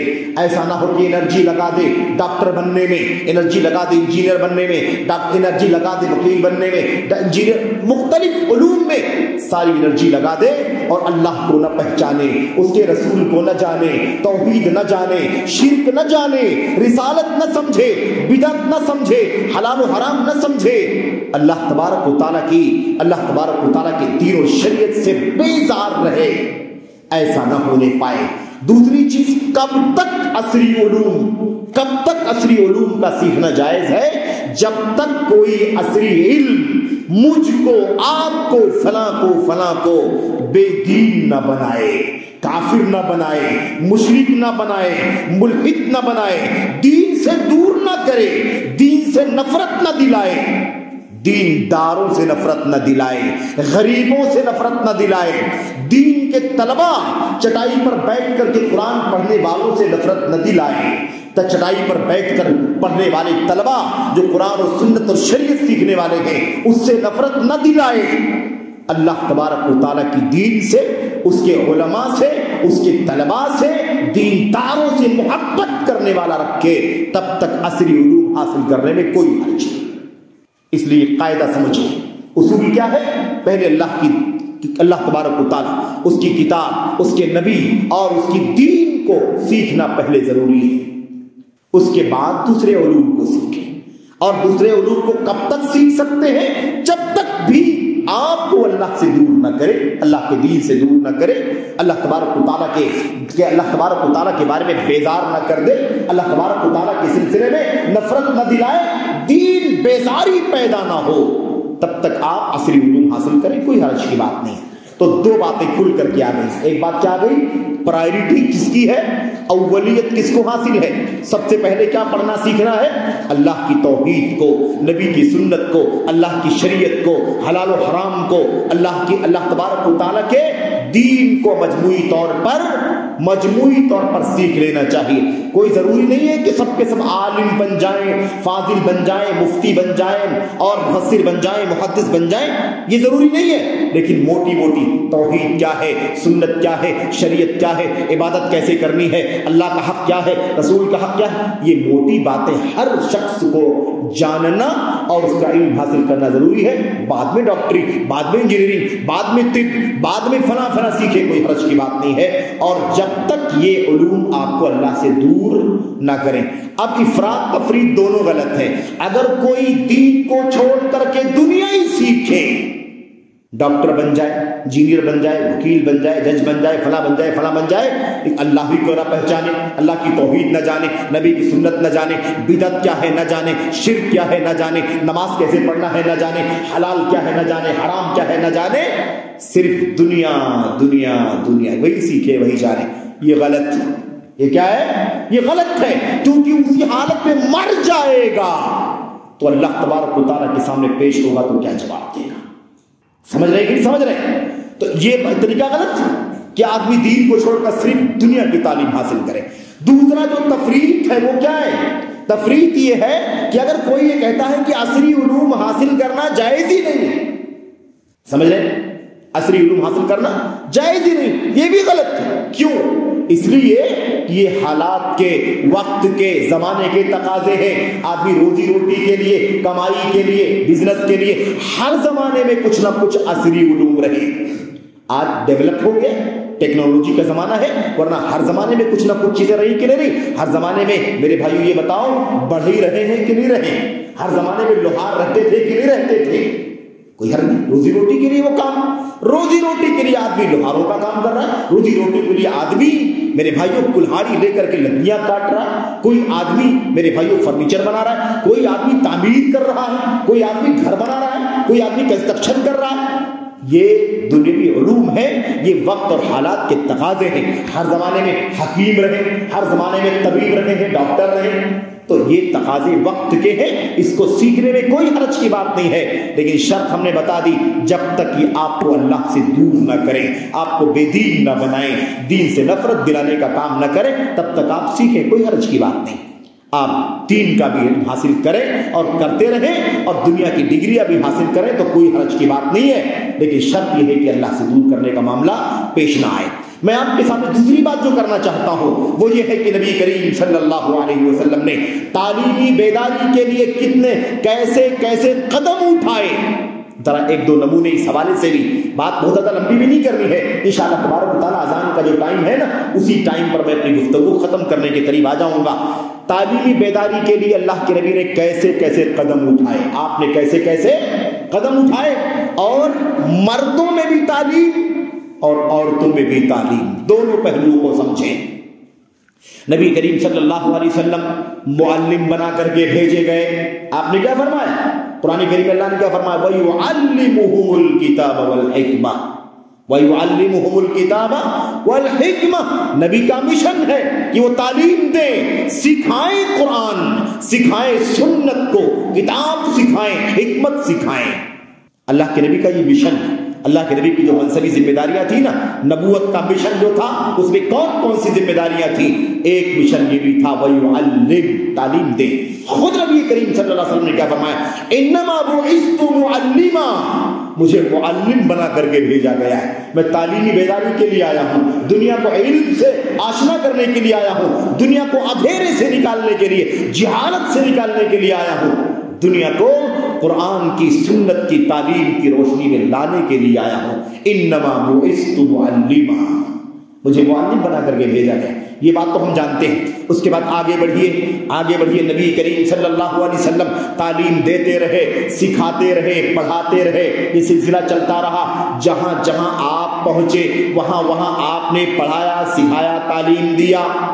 لیکن تعلیمی بیداری کے لیے نبی کریم صلی اللہ علیہ وسلم نے کیا کیا معلوم آپ کو؟ جہاں آپ نہیں پہنچ سکتے تھے وہاں آپ نے صحابہ کرام کو اپنا نمائندہ بنا کر کے بھیج دیا۔ تعلیم بیداری، حضرت مصعب بن عمیر کو جانتے کہ نہیں جانتے؟ مصعب بن عمیر رضی اللہ تعالیٰ عنہ کو نبی کریم صلی اللہ علیہ وسلم نے تعلیم دینے کے لیے کچھ لوگوں کے پاس بھیجا تھا، کچھ قبیلوں کے پاس بھیجا تھا۔ یہ مصعب بن عمیر ہے، یہ عالم ہے، یہ فاضل ہے، یہ قاری ہے، یہ آپ کی قوم میں جا کر کے آپ کو تعلیم دیں گے۔ آپ کی قوم میں جہالت ہے، لا علمی ہے، بے دینی ہے، ان کو دیندار بنائیں گے، علم کی روشنی میں لائیں گے تاکہ وہاں بھی لوگ علم والے بنیں، اندھیروں سے نکلیں، جہالت سے نکلیں، ضلالت سے نکلیں۔ نبی کریم صلی اللہ علیہ وسلم نے حضرت کس کو بھیجا؟ مصعب بن عمیر کو۔ مدینہ کے اندر نبی کریم صلی اللہ علیہ وسلم نے ایک اور قدم آگے بڑھایا۔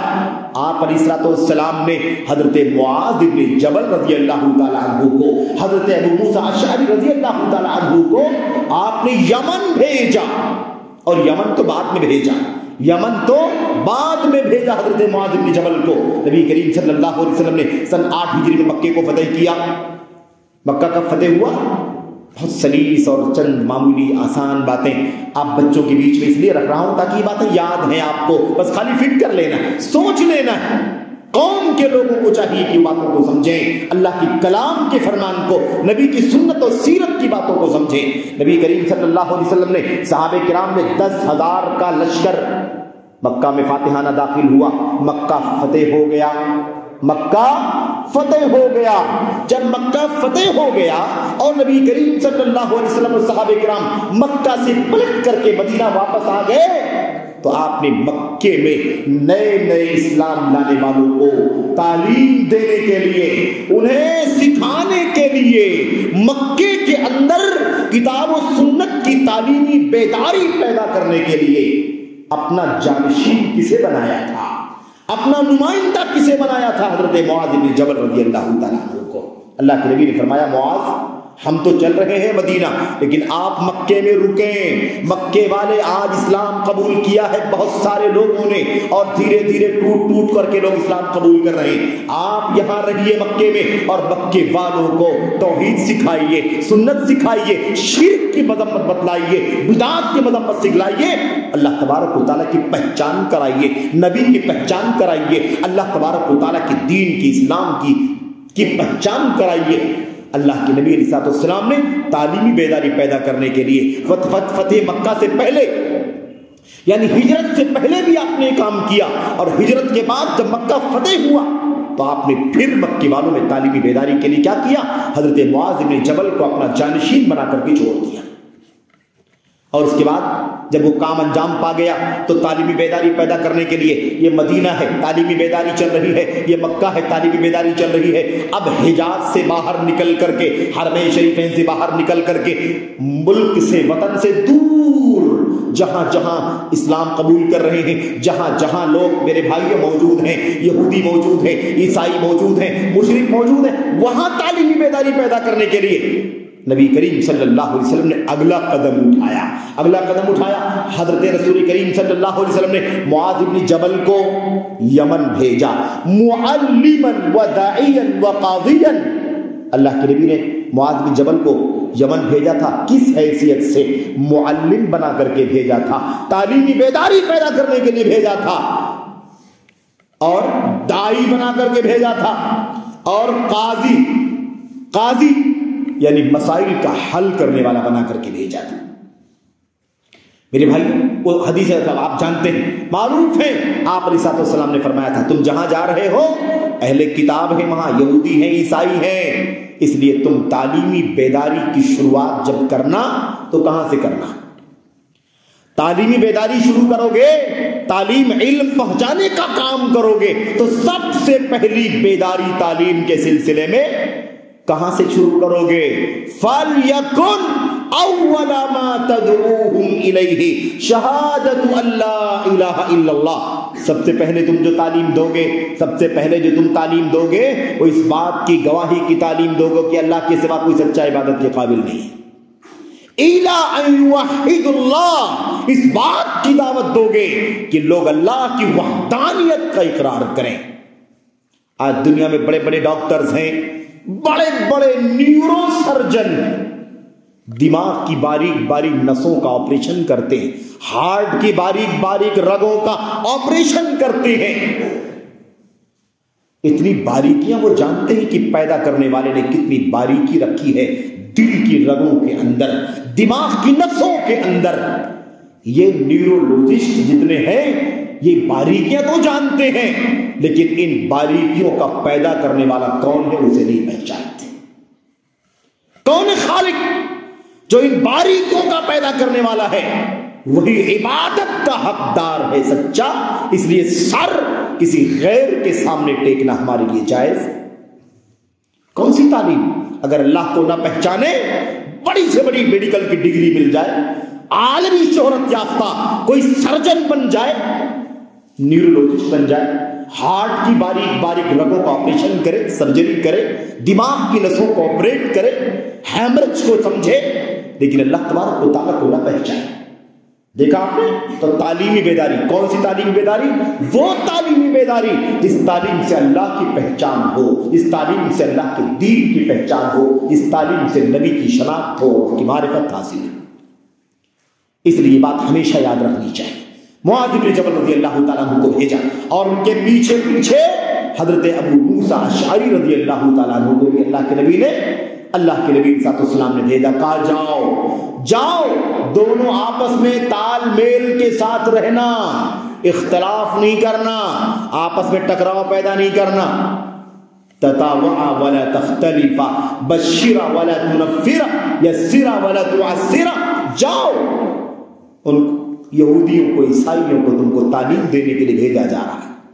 تعلیم، وہاں بھی تعلیم، توحید کی تعلیم۔ وہ عیسائی عیسائیت سے باہر نکلے، وہ یہودی یہودیت سے باہر نکلے، انہیں توحید کا علم پہنچاؤ، اور نرمی سے کام لو، سختی سے کام نہ لو، نفرت مت دلاؤ، बशारत और खुशखबरियां सुनाओ, ततावा आपस में तालमेल के साथ रहो, वला तख्तलिफा आपस में इख्तिलाफ दोनों मत करो। नबी करीम सल्लल्लाहु अलैहि वसल्लम ने ये तालीमी बेदारी का कदम उठाया या नहीं उठाया? तालीमी बेदारी का कदम उठाने के लिए एक और काम नबी करीम सल्लल्लाहु अलैहि वसल्लम ने किया, और बड़ी नादिर चीज है, बड़ी नादिर चीज है। इशारा करके आगे बढ़ता हूं क्योंकि वाकया सबको मालूम है। जंगे बद्र के कैदियों का फिदिया जानते कि नहीं जानते? जंगे बद्र में जो मुशरिकीन कैदी बना करके आए थे, उन कैदियों की रिहाई करने के लिए, उनको छोड़ने के लिए बतौर फिदिया, यानी कुछ दे दे तो छूट जाएंगे, कुछ दे दे तो उन्हें छोड़ दिया जाएगा। इस काम के लिए नबी करीम सल्लल्लाहु अलैहि वसल्लम ने क्या फरमाया? आपने फरमाया जितने कैदी हैं, एक एक कैदी 10-10 मुसलमानों को लिखना पढ़ना सिखा दे, उसे छोड़ दिया जाएगा। तालीमी बेदारी, तालीमी बेदारी नबी करीम सल्लल्लाहु अलैहि वसल्लम ने कैसे की? आपने फरमाया एक एक कैदी 10-10 मुसलमानों को किताबत और किरात यानी पढ़ना और लिखना सिखा दे, उसे छोड़ दिया जाएगा। ये कैदी है, फला नाम है, 10 लोगों को तालीम दो, लिखना सिखा दो, पढ़ना सिखा दो, छूट जाओ, आजाद हो जाओ। दूसरा आदमी 10 लोगों को, तीसरा 10 लोगों को, चौथा 10 लोगों को, पांचवा 10 लोगों को, ऐसे ही 10-10 लोगों को लिखना पढ़ना सिखाओ और आजाद हो जाओ। फिदिया, बतौर फिदिया तुम्हारा माल नहीं चाहिए, तुम्हारे पैसे नहीं चाहिए, तुम्हारा दिरहम दीनार नहीं चाहिए। कौम में तालीमी बेदारी पैदा करने के लिए तुम अपने इल्म के जरिए से कौम को फायदा पहुंचाओ, मुसलमानों को तालीम दो, लिखना सिखाओ, पढ़ना सिखाओ, तुम्हें छोड़ दिया जाएगा। तालीमी बेदारी की मिसाल है कि नहीं मिसाल? अगर तालीमी बेदारी पैदा करनी होती नबी करीम सल्लल्लाहु अलैहि वसल्लम को, तो आप पैसा ले लेते, दिरहम दे दो, दिनार दे दो, छुटकारा मिल जाएगा। कौम को पैसे की जरूरत बाद में है, कौम को इल्म की जरूरत पहले। किसकी जरूरत है? जबकि गुर्बत का क्या हाल था, बड़ी मुश्किलों में जिंदगी गुजर रही थी मदीने के अंदर। हिजरत का दूसरा साल था, अभी तो हिजरत करके मक्का छोड़ करके मदीना आए हैं, घर छूट गया, बार छूट गया, बीवी छूट गई, औलाद छूट गई, घर और कारोबार छूट गया, बिजनेस छूट गया, रुपए पैसे छूट गए, निहत्ते मक्का से मदीना आना पड़ा। लेकिन नबी करीम सल्लल्लाहु अलैहि वसल्लम ने यह नहीं सोचा कि पहले इनको माल की जरूरत है, दिरहम दीनार का इंतजाम करो। आपने फरमाया फिदिये में तुमको 10-10 लोगों को तालीम देना होगा। वो मिसाल है तालीमी बेदारी की नबी करीम सल्लल्लाहु अलैहि वसल्लम की, जिसकी मिसाल आपको नहीं मिलेगी। एक कदम और उठाया नबी करीम सल्लल्लाहु अलैहि वसल्लम ने तालीमी बेदारी के लिए। आपने बहुत दूर आवाम के बाद खवास, दुनिया के बड़े बड़े बादशाहों को इल्म पहुंचाने के लिए, उन तक अल्लाह की तौहीद का पैगाम पहुंचाने के लिए आपने खुतूत लिखे। आपने क्या किए? आपने खत लिखवाए। बादशाह रूम के नाम, बादशाह है ना, क्या नाम? कैसर के नाम, किसरा के नाम, और ऐसे ही बाजान के नाम, मुकौकिस के नाम, यमन के बादशाह, मिस्र के बादशाह और दुनिया के दीगर बादशाहों के नाम, हाकिम बहरैन के नाम, आपने सारे मुल्कों के बादशाहों के नाम खत भेजा। वो क्या था? वो तालीमी बेदारी का पैगाम था। और कौन सी तालीम? जिस तालीम से अल्लाह की पहचान हो। वो बादशाह थे, अपने अपने मैदान के इल्म वाले थे। रूम का बादशाह अपनी तरफ अपने एतबार से बड़ा इल्म वाला, बड़ी नॉलेज वाला, किसरा बड़ी नॉलेज वाला, हाकिम मिस्र बड़ी नॉलेज वाला, हाकिम यमन बड़ी नॉलेज वाला, मेरे भाइयों हाकिम बहरैन बड़ी नॉलेज वाला, एक से एक ऊंचे से ऊंचे लोग। लेकिन अल्लाह के नबी ने जो तालीमी बेदारी पैदा की वो कौन सी थी? अल्लाह की पहचान वाली, अल्लाह की मारिफत वाली तालीमी बेदारी। तो अल्लाह की मारिफत, नबी की मारिफत, अल्लाह के दीन की मारिफत, ये तालीमी बेदारी पहले, उसके बाद दुनिया के उलूम हासिल करो, कोई हर्ज की बात नहीं है। शर्तों के साथ, ज़ाब्तों के साथ, कोई पाबंदी नहीं। अल्हम्दुलिल्लाह वो रोजी सीखने के लिए, रोजी हासिल करने के लिए उसे सीखा जाता है। डेवलप दुनियावी तरक्कियों के लिए मेरे भाइयों پیٹ بھرنے کے لیے، معیشت کے لیے، روزی روٹی کے لیے اسے پڑھنا سیکھنا کوئی حرج کی بات نہیں، اس میں تو اخلاص کی بھی ضرورت نہیں ہے۔ کوئی آدمی اگر دنیا کی ڈگری حاصل کرتا ہے، اخلاص کی ضرورت نہیں ہے، وہ دنیا کے لیے سیکھے، پیسہ کمانے کے لیے سیکھے، کوئی حرج کی بات نہیں۔ سمجھ رہے کہ نہیں سمجھ رہے؟ اس لیے تعلیمی بیداری کا نقطہ یاد رکھیں۔ حضرت رسول کریم صلی اللہ علیہ وسلم نے صرف مردوں میں تعلیمی بیداری پیدا نہیں کی، بلکہ عورتوں میں بھی تعلیمی بیداری کا طریقہ اختیار کیا۔ نبی کریم صلی اللہ علیہ وسلم نے عورتوں کو سکھانے کے لیے، عورتوں کو پڑھانے کے لیے، عورتوں میں تعلیمی بیداری پیدا کرنے کے لیے آپ نے ان کو بھی کہا فلاں فلاں تاریخ، فلاں فلاں دن اور فلاں فلاں جگہ تم اکٹھا ہونا، میں تمہیں آ کر کے تعلیم دوں گا، میں تمہیں آ کر کے تعلیم دوں گا۔ حضرت ام المؤمنین عائشہ صدیقہ رضی اللہ تعالی عنہا نے فرمایا نعم النساء نساء الانصار لم یمنعهن الحیاء ان یتفقهن فی الدین۔ انصار کی عورتیں کتنی اچھی عورتیں ہیں، انصاری خواتین، انصاری عورتیں بڑی اچھی عورتیں ہیں۔ لم یمنعهن الحیاء ان یتفقهن فی الدین، دین کا علم حاصل کرنے کی راہ میں حیا رکاوٹ نہیں بنی، ان کی حیا نے نہیں روکا۔ یقیناً حیا ضروری ہے، شرم ضروری ہے، پردہ ضروری ہے، یہ بالکل لازمی چیز ہے عورتوں کے یہاں، لیکن یاد رہے کہ دین کا علم حاصل کرنے کے لیے حیا رکاوٹ نہیں بننی چاہیے۔ آپ کو علم حاصل کرنا ہے، آپ پوچھئے، آپ پڑھیے، آپ سیکھیے، امت کے مقتدر علماء سے علم حاصل کیجئے، لیکن حیا کے نام پر آپ جاہل کی جاہل رہیں، حیا کے نام پر آپ نابلد کی نابلد رہیں، حیا کے نام پر آپ کو توحید کا علم نہ ہو، حیا کے نام پر آپ کو حلال و حرام کا علم نہ ہو، حیا کے نام پر آپ کو اپنے حقوق کا علم نہ ہو، حیا کے نام پر آپ کو پاکی صفائی ستھرائی کا علم نہ ہو، حیا کے نام پر بد اخلاقی چلے، حیا کے نام پر بد کرداری چلے، نہیں، حیا رکاوٹ نہیں ہونی چاہیے۔ حیا بھی اور علم بھی دونوں ساتھ ساتھ چلنا چاہیے۔ نبی کریم صلی اللہ علیہ وسلم کی حیا، نبی کریم صلی اللہ علیہ وسلم کی تعلیمی بیداری کی مثالیں بہت ساری ہیں، ایک دو مثالیں نہیں، بہت ساری مثالیں۔ یہ چند باتیں ہم نے آپ کے سامنے اس لیے رکھی ہیں تاکہ آپ سمجھیں کہ تعلیمی بیداری پیدا کرنے کی ضرورت ہے۔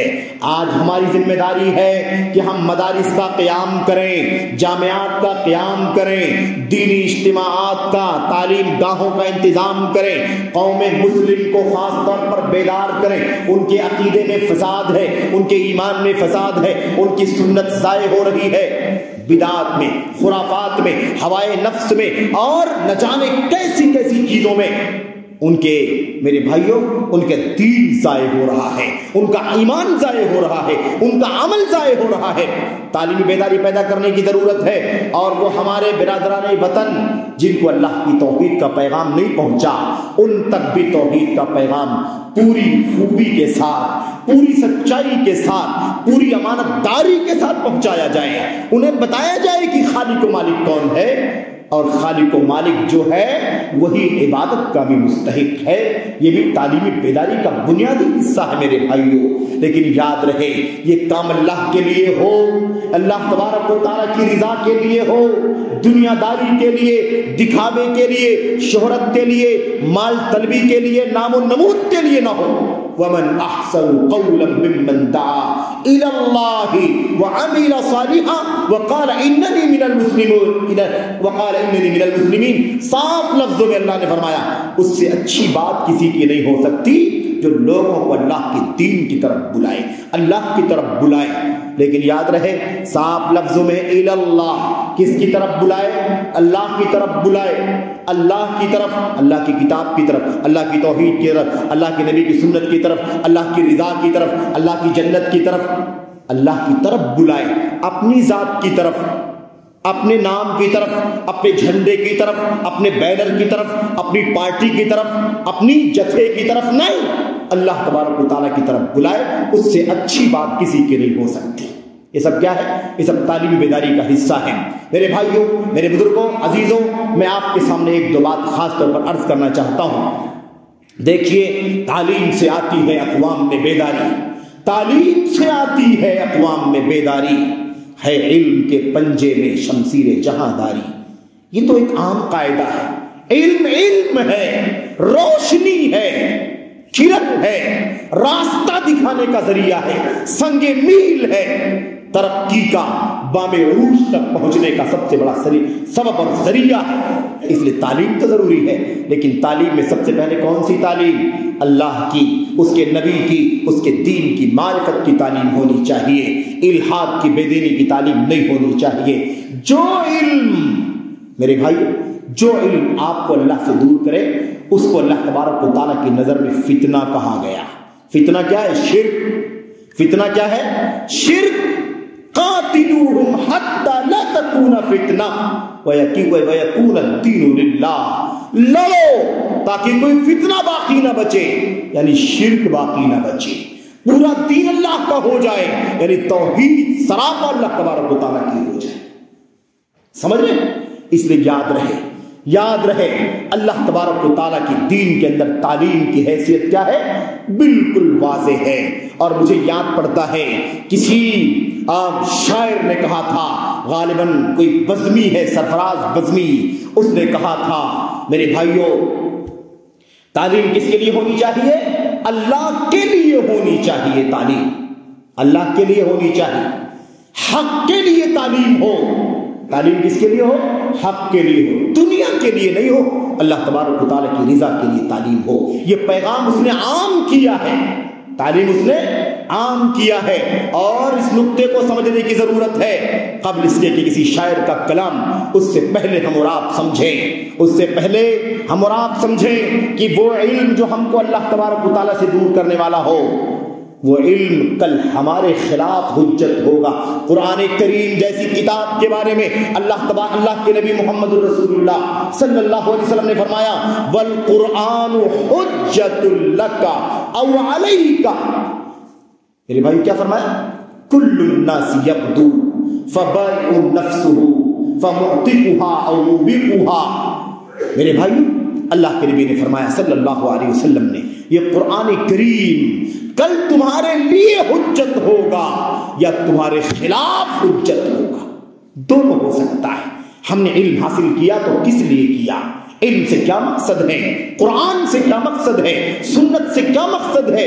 یہ بھی ایک بہت بڑا فتنہ ہے جس کی طرف میں نشاندہی کرنا چاہتا ہوں اور یاد دہانی کرنا چاہتا ہوں. میرے بھائیوں، میرے بزرگوں، قرآن کریم کے نام لیوا، سنت کے نام لیوا، دین کے نام لیوا، قبلہ و کعبہ کے نام لیوا بھی آج کے اس دور میں اس کا غلط استعمال کر رہے ہیں. اپنے اپنے مفادات کے لیے قرآن، اپنے اپنے مفادات کے لیے سنت کا نام، اپنے اپنے مفادات کے لیے صحابہ کا نام، قبلہ و کعبہ کا نام استعمال کر رہے ہیں. لوگوں کے اپنے افکار ہیں، لوگوں کے اپنی نظریات ہیں، لوگوں کی اپنی سوچ ہے، لوگوں کا اپنا ویژن ہے. اسی اعتبار سے اس کا استعمال یاد رکھیں کہ ایسی صورت میں یہ علم بھی فتنہ ہے ان کے لیے. یہ علم بھی کیا ہے؟ یہ علم بھی فتنہ ہے ان کے لیے. اگر کوئی رافضی اپنی رافضیت کو ثابت کرنے کے لیے قرآن کا استعمال کرے، سنت کا استعمال کرے، باطل ہے کہ نہیں باطل ہے؟ کوئی صوفی اپنی صوفیت کو ثابت کرنے کے لیے، نقشبندیت، سہروردیت، قادریت، چشتیت کو ثابت کرنے کے لیے اگر قرآن کا سہارا لے، سنت کا سہارا لے، تو یہ بتاؤ کہ یہ علم کیا واقعی اللہ تبارک و تعالیٰ کے دین میں اس کی گنجائش ہے؟ یہ دنیا کا علم ہے. اپنے مفاد کے لیے قرآن کریم کو، سنت کو استعمال کرنا ہے. کوئی خارجیت کے لیے، دنگے اور فساد کے لیے اور دنیا میں آتنک کے لیے، لوگوں کو کافر بنانے کے لیے قرآن کریم کی آیات کا استعمال کرے، سنت کا استعمال کرے، تو بھی یہ تعلیم کیسی ہے؟ یہ علم کیسا ہے؟ باطل مقصد کے لیے ہے. کس کے لیے ہے؟ باطل مقصد کے لیے ہے. اس لیے اس کی کوئی گنجائش نہیں ہے. کوئی بھی عقیدہ آپ لے لیں، آج قرآن کریم کو لے کر کے سنت کا انکار، سنت کو لے کر کے حدیث، قرآن کریم کی آیتوں کی تعویل، یہ سلسلہ چل رہا ہے. اس لیے اس کی کوئی گنجائش نہیں ہے. باطل کے لیے اٹھے تو شمشیر بھی فتنہ، باطل کے لیے اٹھے تو شمشیر بھی فتنہ. شمشیر کیا؟ نعرہ تکبیر بھی فتنہ. اگر باطل کے لیے کوئی کام کیا جا رہا ہے تو اس کی کوئی پذیرائی نہیں، اور اس کی کوئی سراہنا نہیں، اور اس کی کوئی تعریف نہیں، اس کی کوئی ستائش نہیں، وہ فتنہ ہے، وہ آفت ہے، وہ مصیبت ہے۔ اس لیے باطل کے لیے اللہ کی کتاب کو، نبی کی سنت کی تعلیم کو استعمال کرنا باطل کے لیے استعمال نہیں ہونا چاہیے، حق کے لیے استعمال ہونا چاہیے۔ میرے بھائی اس لیے یاد رکھیں، ناحق کے لیے جو بھی کام ہوگا وہ فتنہ ہوگا، ہے نا؟ ناحق کے لیے جو بھی اٹھے، ناحق کے لیے اٹھے تو تعلیم بھی فتنہ، املاک بھی، اولاد بھی، جاگیر بھی فتنہ۔ جو بھی ناحق کے لیے کر رہا ہو وہ سب کا سب کیا ہوگا؟ وہ سب کا سب فتنہ مانا جائے گا۔ اس لیے تعلیمی بیداری کے نقطوں کو سمجھو، تعلیم اصل کیا ہے، سیکنڈری کیا ہے، اس کے شرائط کیا ہے، اس کے ضوابط کیا ہیں، اسلام نے قرآن کریم کی آیات، اللہ کے نبی کی حدیثوں میں تعلیمی بیداری کے نمونے کیا ہیں، آج کل تعلیم کا استعمال کس مقصد کے لیے ہو رہا ہے، یہ سب کچھ سمجھنے کی ضرورت ہے۔ ایسا نہ ہو کہ ہم لوگ غفلت کا شکار ہو جائیں اور تعلیمی بیداری کے نام پر ہم غافل رہیں یا بیدار رہیں تو باطل کے راستوں میں داخل ہو جائیں۔ عصری علوم کا بہت بڑا مسئلہ آج کل چل رہا ہے۔ آج کل عصری علوم کا مسئلہ اس طرح سے چل رہا ہے، آپ یہ مسجد میں بیٹھے ہوئے ہیں، ہمارے عزیز طلبہ الحمدللہ مدرسہ محمدیہ جنار دیو میں بیٹھ کر کے تعلیم حاصل کر رہے ہیں، وہ 100 ہیں، 150 ہیں، اس سے کم ہے، بیش ہیں، علم حاصل کر رہے ہیں۔ ایک نظام کے تحت ان کے سلیبس کے اندر ضرورت کے سبجیکٹ داخل کیے گئے ہیں، کچھ حساب بھی پڑھایا جا رہا ہے، کچھ انگریزی بھی پڑھائی جا رہی ہے، کچھ جغرافی اور سائنس بھی پڑھائی جا رہی ہے ضرورت کے اور تقاضے کے مطابق، تاکہ وہ پورے طور پر وہ خالی الذہن نہ ہو بلکہ انہیں شدھ بدھ رہے، وہ بنیادی چیزوں کو سمجھے، اپنے اصل تعلیم قرآن، سنت، سیرت، فقہ، عقیدہ ان تمام کے ساتھ ساتھ اسے بھی سیکھیں۔ لیکن آج صورتحال کیا ہے؟ آج صورتحال لوگوں نے تعلیمی بیداری کے نام پر، تعلیمی بیداری کے نام پر جو اسکول بن رہے ہیں، جو گلوبل اسکول ہیں، جو انٹرنیشنل اسکول کے نام پر بہت سارے اسکول چل رہے ہیں، جو دعویٰ کرتے ہیں آپ کا بچہ اگر ہمارے یہاں پڑھنے کے لیے آئے گا، آپ اگر اپنے بچے کو ہمارے پاس پڑھنے کے لیے بھیجیں گے تو ہم آپ کے بچے کو ایک ساتھ میں دینی علماء کا، دین کے ائمہ کا مقام بھی اور دنیا کے بڑے بڑے اسکالر کا بھی مقام آپ کو دلا دیں گے۔ اگر آپ ہمارے ہاں داخلہ دیں گے تو آپ کا بچہ ایک ساتھ میں ابن کثیر بھی بن جائے گا، امام بخاری بھی بن جائے گا، ابن رشد بھی بن جائے گا، اور ساتھ میں وہ انگریزی زبان کے عصری علوم کے لٹریچر کے ماہرین میں بھی اپنا نام درج کرا لے گا۔ وہ ولیم شیکسپیئر بن جائے گا، وہ جارج برنارڈ شاہ بن جائے گا، وہ فلاں بن جائے گا۔ بطور مثال یہ بات کہہ کر کے ہمارے وہ بچے جو مسجدوں کی چٹائیوں پر بیٹھ کر کے قرآن کریم پڑھتے اور سیکھتے ہیں، سیرت پڑھتے اور سیکھتے ہیں، حلال و حرام فقہ سیکھتے ہیں، عقیدہ سیکھتے ہیں، ان سب سے انہیں آزاد کر کے ہر طرح کا جھوٹا دعویٰ، لمبے دعوے کر کے ان کو بلا لیتے ہیں، اور ہفتے میں ایک دن قرآن ہے، ہفتے میں ایک دن 1 گھنٹی سیرت کی ہے، ہفتے میں ایک دن آدھے گھنٹے کا فقہ پڑھایا جاتا ہے، ہفتے میں 1 دن 2 دن کبھی عقیدہ پڑھایا جاتا ہے۔ اس نام پر مکتب کے بچوں کو بھی کھینچ کر یہ اسکول کے لوگ انٹرنیشنل گلوبل کے نام پر ہمارے مکتب کے بچوں کو بھی کھینچ لیتے ہیں، اور ہم لالچ میں، ہمارے ماں باپ لالچ میں آ کر کے کہ ہمارا بچہ ایک ساتھ میں دین کا بھی عالم ہو جائے گا، دنیا کا بھی بڑا سے بڑا اونچا مقام حاصل کر لے گا، اپنے بچوں کو مسجد سے نکال کر، مدرسوں سے نکال کر ان گلوبل انٹرنیشنل اسکولوں میں داخل کرا دیتے ہیں، اور نتیجہ یہ نکلتا ہے کہ نہ وہ دین کا عالم بن پاتا ہے، نہ دنیا میں نمایاں نام کما پاتا ہے، نہ ادھر کا ہوتا ہے نہ ادھر کا ہوتا ہے، الا ماشاءاللہ۔ اور دوسرا جو اس کا خطرناک پہلو ہے وہ یہ ہے کہ جب دین اور دنیا کا ٹکراؤ ہوتا ہے نا تو فتنوں کا دور ہے، فتنوں کا مادی دور ہے، یہ دنیا داری کا مقام، دنیا داری کا معاملہ بہت زیادہ ہے آج کے دور میں۔ جب دین اور دنیا کا ٹکراؤ ہوتا ہے تو دین پیچھے رکھا جاتا ہے، دنیا کو آگے لیا جاتا ہے، سمجھ رہے؟ جب دنیا رہے گی سامنے دین کے مقابلے میں، عام طور پر لوگ دین کو پیچھے اور دنیا کو آگے کرتے ہیں۔ اس لیے نتیجہ یہ نکلتا ہے کہ مسجد سے نکال کر جس بچے کو لے جایا گیا وہ دیندار نہ بن سکا بلکہ دنیا دار بن گیا، اور اللہ تبارک و تعالیٰ کے دین کا داعی بنتا، عالم بنتا، مصنف بنتا، خطیب بنتا، مدرس بنتا۔ قوم کو انتظار تھا لیکن کچھ نہ ہو سکا، ہمارا بچہ ہماری قوم کا نونہال ضائع ہو گیا۔ قوم نے اس کے پیچھے پیسے خرچ کیے، قوم نے اس کے پیچھے وقت لگایا، قوم نے اس کے پیچھے میرے بھائیوں صلاحیتیں صرف کی، مدرسوں میں اساتذہ نے خون پسینے نکالے، ذمہ داروں نے کھلایا پلایا، اللہ کے بندوں کے ذریعے سے مدد حاصل کر کے، اور نتیجہ یہ نکلا کہ بچہ قوم کا نہیں ہو گیا بلکہ دنیا کا بن گیا۔ سمجھ رہے ہیں کہ نہیں سمجھ رہے؟ یہ مشکلات ہیں۔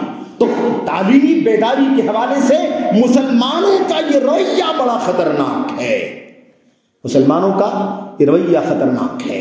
ہم نے اس سے پہلے وضاحت کی ہے، کوئی غلط فہمی پیدا نہ ہو کہ عصری تعلیم کا کوئی مخالف ہے، نہیں، عصری تعلیم کا مخالف نہیں ہے، لیکن اصول کیا ہے، ضابطہ کیا ہے، پہلے دین کی تعلیم ہے یا پہلے دنیا کی تعلیم، دنیا کی تعلیم مقدم ہے یا دین کی تعلیم مقدم ہے، اسے بھی اچھی طرح سے پڑھنے اور جاننے کی ضرورت ہے۔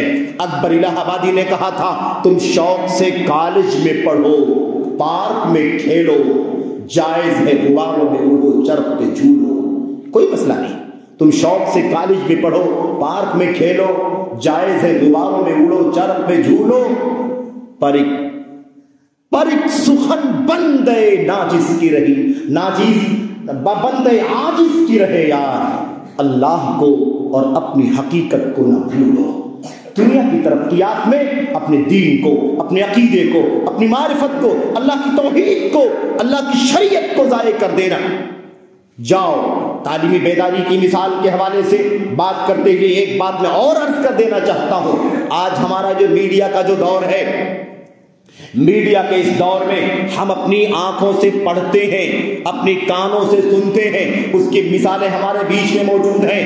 بہت سارے ایسے طلبا جنہوں نے بچپن میں دین دنیا دونوں کی تعلیم حاصل کی، ان کو دنیا نے کھینچ لیا، وہ دنیا دار بن گئے، عام طور پر دیندار نہ بن سکے۔ نیم تعلیم حاصل کرنے والے، چند سال، چوتھی جماعت، پانچویں جماعت، چھٹی جماعت تک تعلیم حاصل کرنے والے جب دنیا دار بن گئے، اچھی جاب پر چلے گئے، پیسے کمانے لگے، بڑے بڑے بزنس کرنے لگے، تو آج انہی لوگوں نے ان مدرسوں کے بچوں کے خلاف آوازیں اور تانے دینا شروع کر دیا، مدارس کی تنقید کرنا شروع کر دیا، مدارس میں پڑھنے والے بچوں کی تنقید کرنا شروع کر دیا، مدارس میں پڑھانے والے اساتذہ کرام کی حوصلہ شکنی کرنا شروع کر دیا، کمنٹ کرنا، تبصرے کرنا، تانا دینا، ان کی حرکت سرائی کرنا، ان کے خلاف بدزبانیاں کرنا، مدارس کو کنڈم قرار دینا، علماء کرام کے خلاف زبانیں کھولنا، ان کا محبوب مشغلہ بن چکا ہے، الا ماشاء اللہ۔ یہ ہمارا حال ہے۔ تعلیمی بیداری اور ہم اور مسلمانوں کا کیا حال ہے، اس حوالے سے ایک دو باتیں یہ ہو گئی۔ مزید ایک بات آپ کے سامنے عرض کرنی ہے، ذرا مسلم سماج کا، مسلم سوسائٹی کا ذرا جائزہ لے کر کے دیکھو، قوم کا حال کیا ہے، بے دینی، بے علمی کا حال۔ اللہ کی توحید کا پتہ نہیں کتنے گھرانوں کو جا کر کے آپ دیکھیں، وہ کلمہ زبان سے لا الہ الا اللہ تو کہتے ہوں گے، ہو سکتا ہے کہتے ہیں، لیکن انہیں نہیں پتا کہ لا الہ الا اللہ کا معنی کیا ہے۔ بڑی عقیدت سے، محبت سے لا الہ الا اللہ پڑھنا، محمد رسول اللہ صلی اللہ علیہ وسلم پڑھنا، لیکن ہفتہ واری قبروں کا درشن کرنا، ماہانہ مزاروں پر جانا، پھول چڑھانا، چادر چڑھانا، قبروں میں دفن جو مردے ہیں، اللہ کے اولیاء کے نام پر ان کے سجدے کرنا، ان کے رکوع کرنا، ان کی قبروں کا طواف کرنا، ان کے سامنے ہاتھ پھیلانا، ان سے اپنی حاجات کا، ضروریات کا سوال کرنا عام ہے مسلمانوں کے اندر۔ مسلمان ہے، عبداللہ نام ہے، عبد الرحمن نام ہے، عبد الکریم نام ہے، عبد الغفار نام ہے، محمد احمد نام رکھنے والا بچہ ہے، گھر کا خاندانی مسلمان، باپ بھی مسلمان، دادا بھی مسلمان، لیکن عقیدہ کیسا ہے؟ شرکیہ۔ عقیدہ کیسا ہے؟ کفریہ، بدعات ہیں، خرافات ہیں، منکرات ہیں۔ یہ ہماری حالت ہے۔ ایک مسلمان آئے، اس کا نام مسلمان ہے، اس کا باپ مسلمان، وہ مسلمان، اس کا باپ مسلمان، اس کا دادا مسلمان، اسے کوئی پوچھے بھائی کیا آپ جانتے ہو لا الہ الا اللہ کا معنی کیا ہوتا ہے؟ تو کہتا ہے کہ مجھے نہیں معلوم لا الہ الا اللہ کا معنی کیا ہوتا ہے۔ دوسرے ساتھی سے پوچھا گیا بھائی آپ جانتے ہو تو بتا دو لا الہ الا اللہ کا معنی کیا ہوتا ہے، جانتے ہو؟ پہلے نے کہا نہیں جانتا، دوسرے سے پوچھا تم جانتے ہو لا الہ الا اللہ کا معنی کیا ہے؟ وہ کہتا ہاں میں جانتا ہوں۔ اچھا بتاؤ کیا ہے لا الہ الا اللہ کا معنی؟ تو کہا اللہ سب سے بڑا ہے۔ لا الہ الا اللہ کا معنی کیا ہے بھائی؟ اللہ سب سے بڑا۔ مسلمانوں کا حال ہے، مسلم سماج کا حال ہے، شہروں کا حال ہے جہاں کالجز، یونیورسٹیاں، اسکول بھرے پڑے ہیں، اس کو دنیا کی ساری معلومات ہے، اسے معلومات نہیں ہے تو اپنے رب کی معلومات نہیں، اپنے معبود کی معلومات نہیں، اپنی توحید کی معلومات نہیں، اپنے کلمے کا پتہ نہیں۔ یہ ہماری حالت ہے۔ کیا حال ہے میرے بھائیوں؟ سماج کے اندر جہالت، الٹریسی جس کو کہتے ہیں، تعلیم کا فقدان بھرا پڑا ہے، دیکھتے جاؤ۔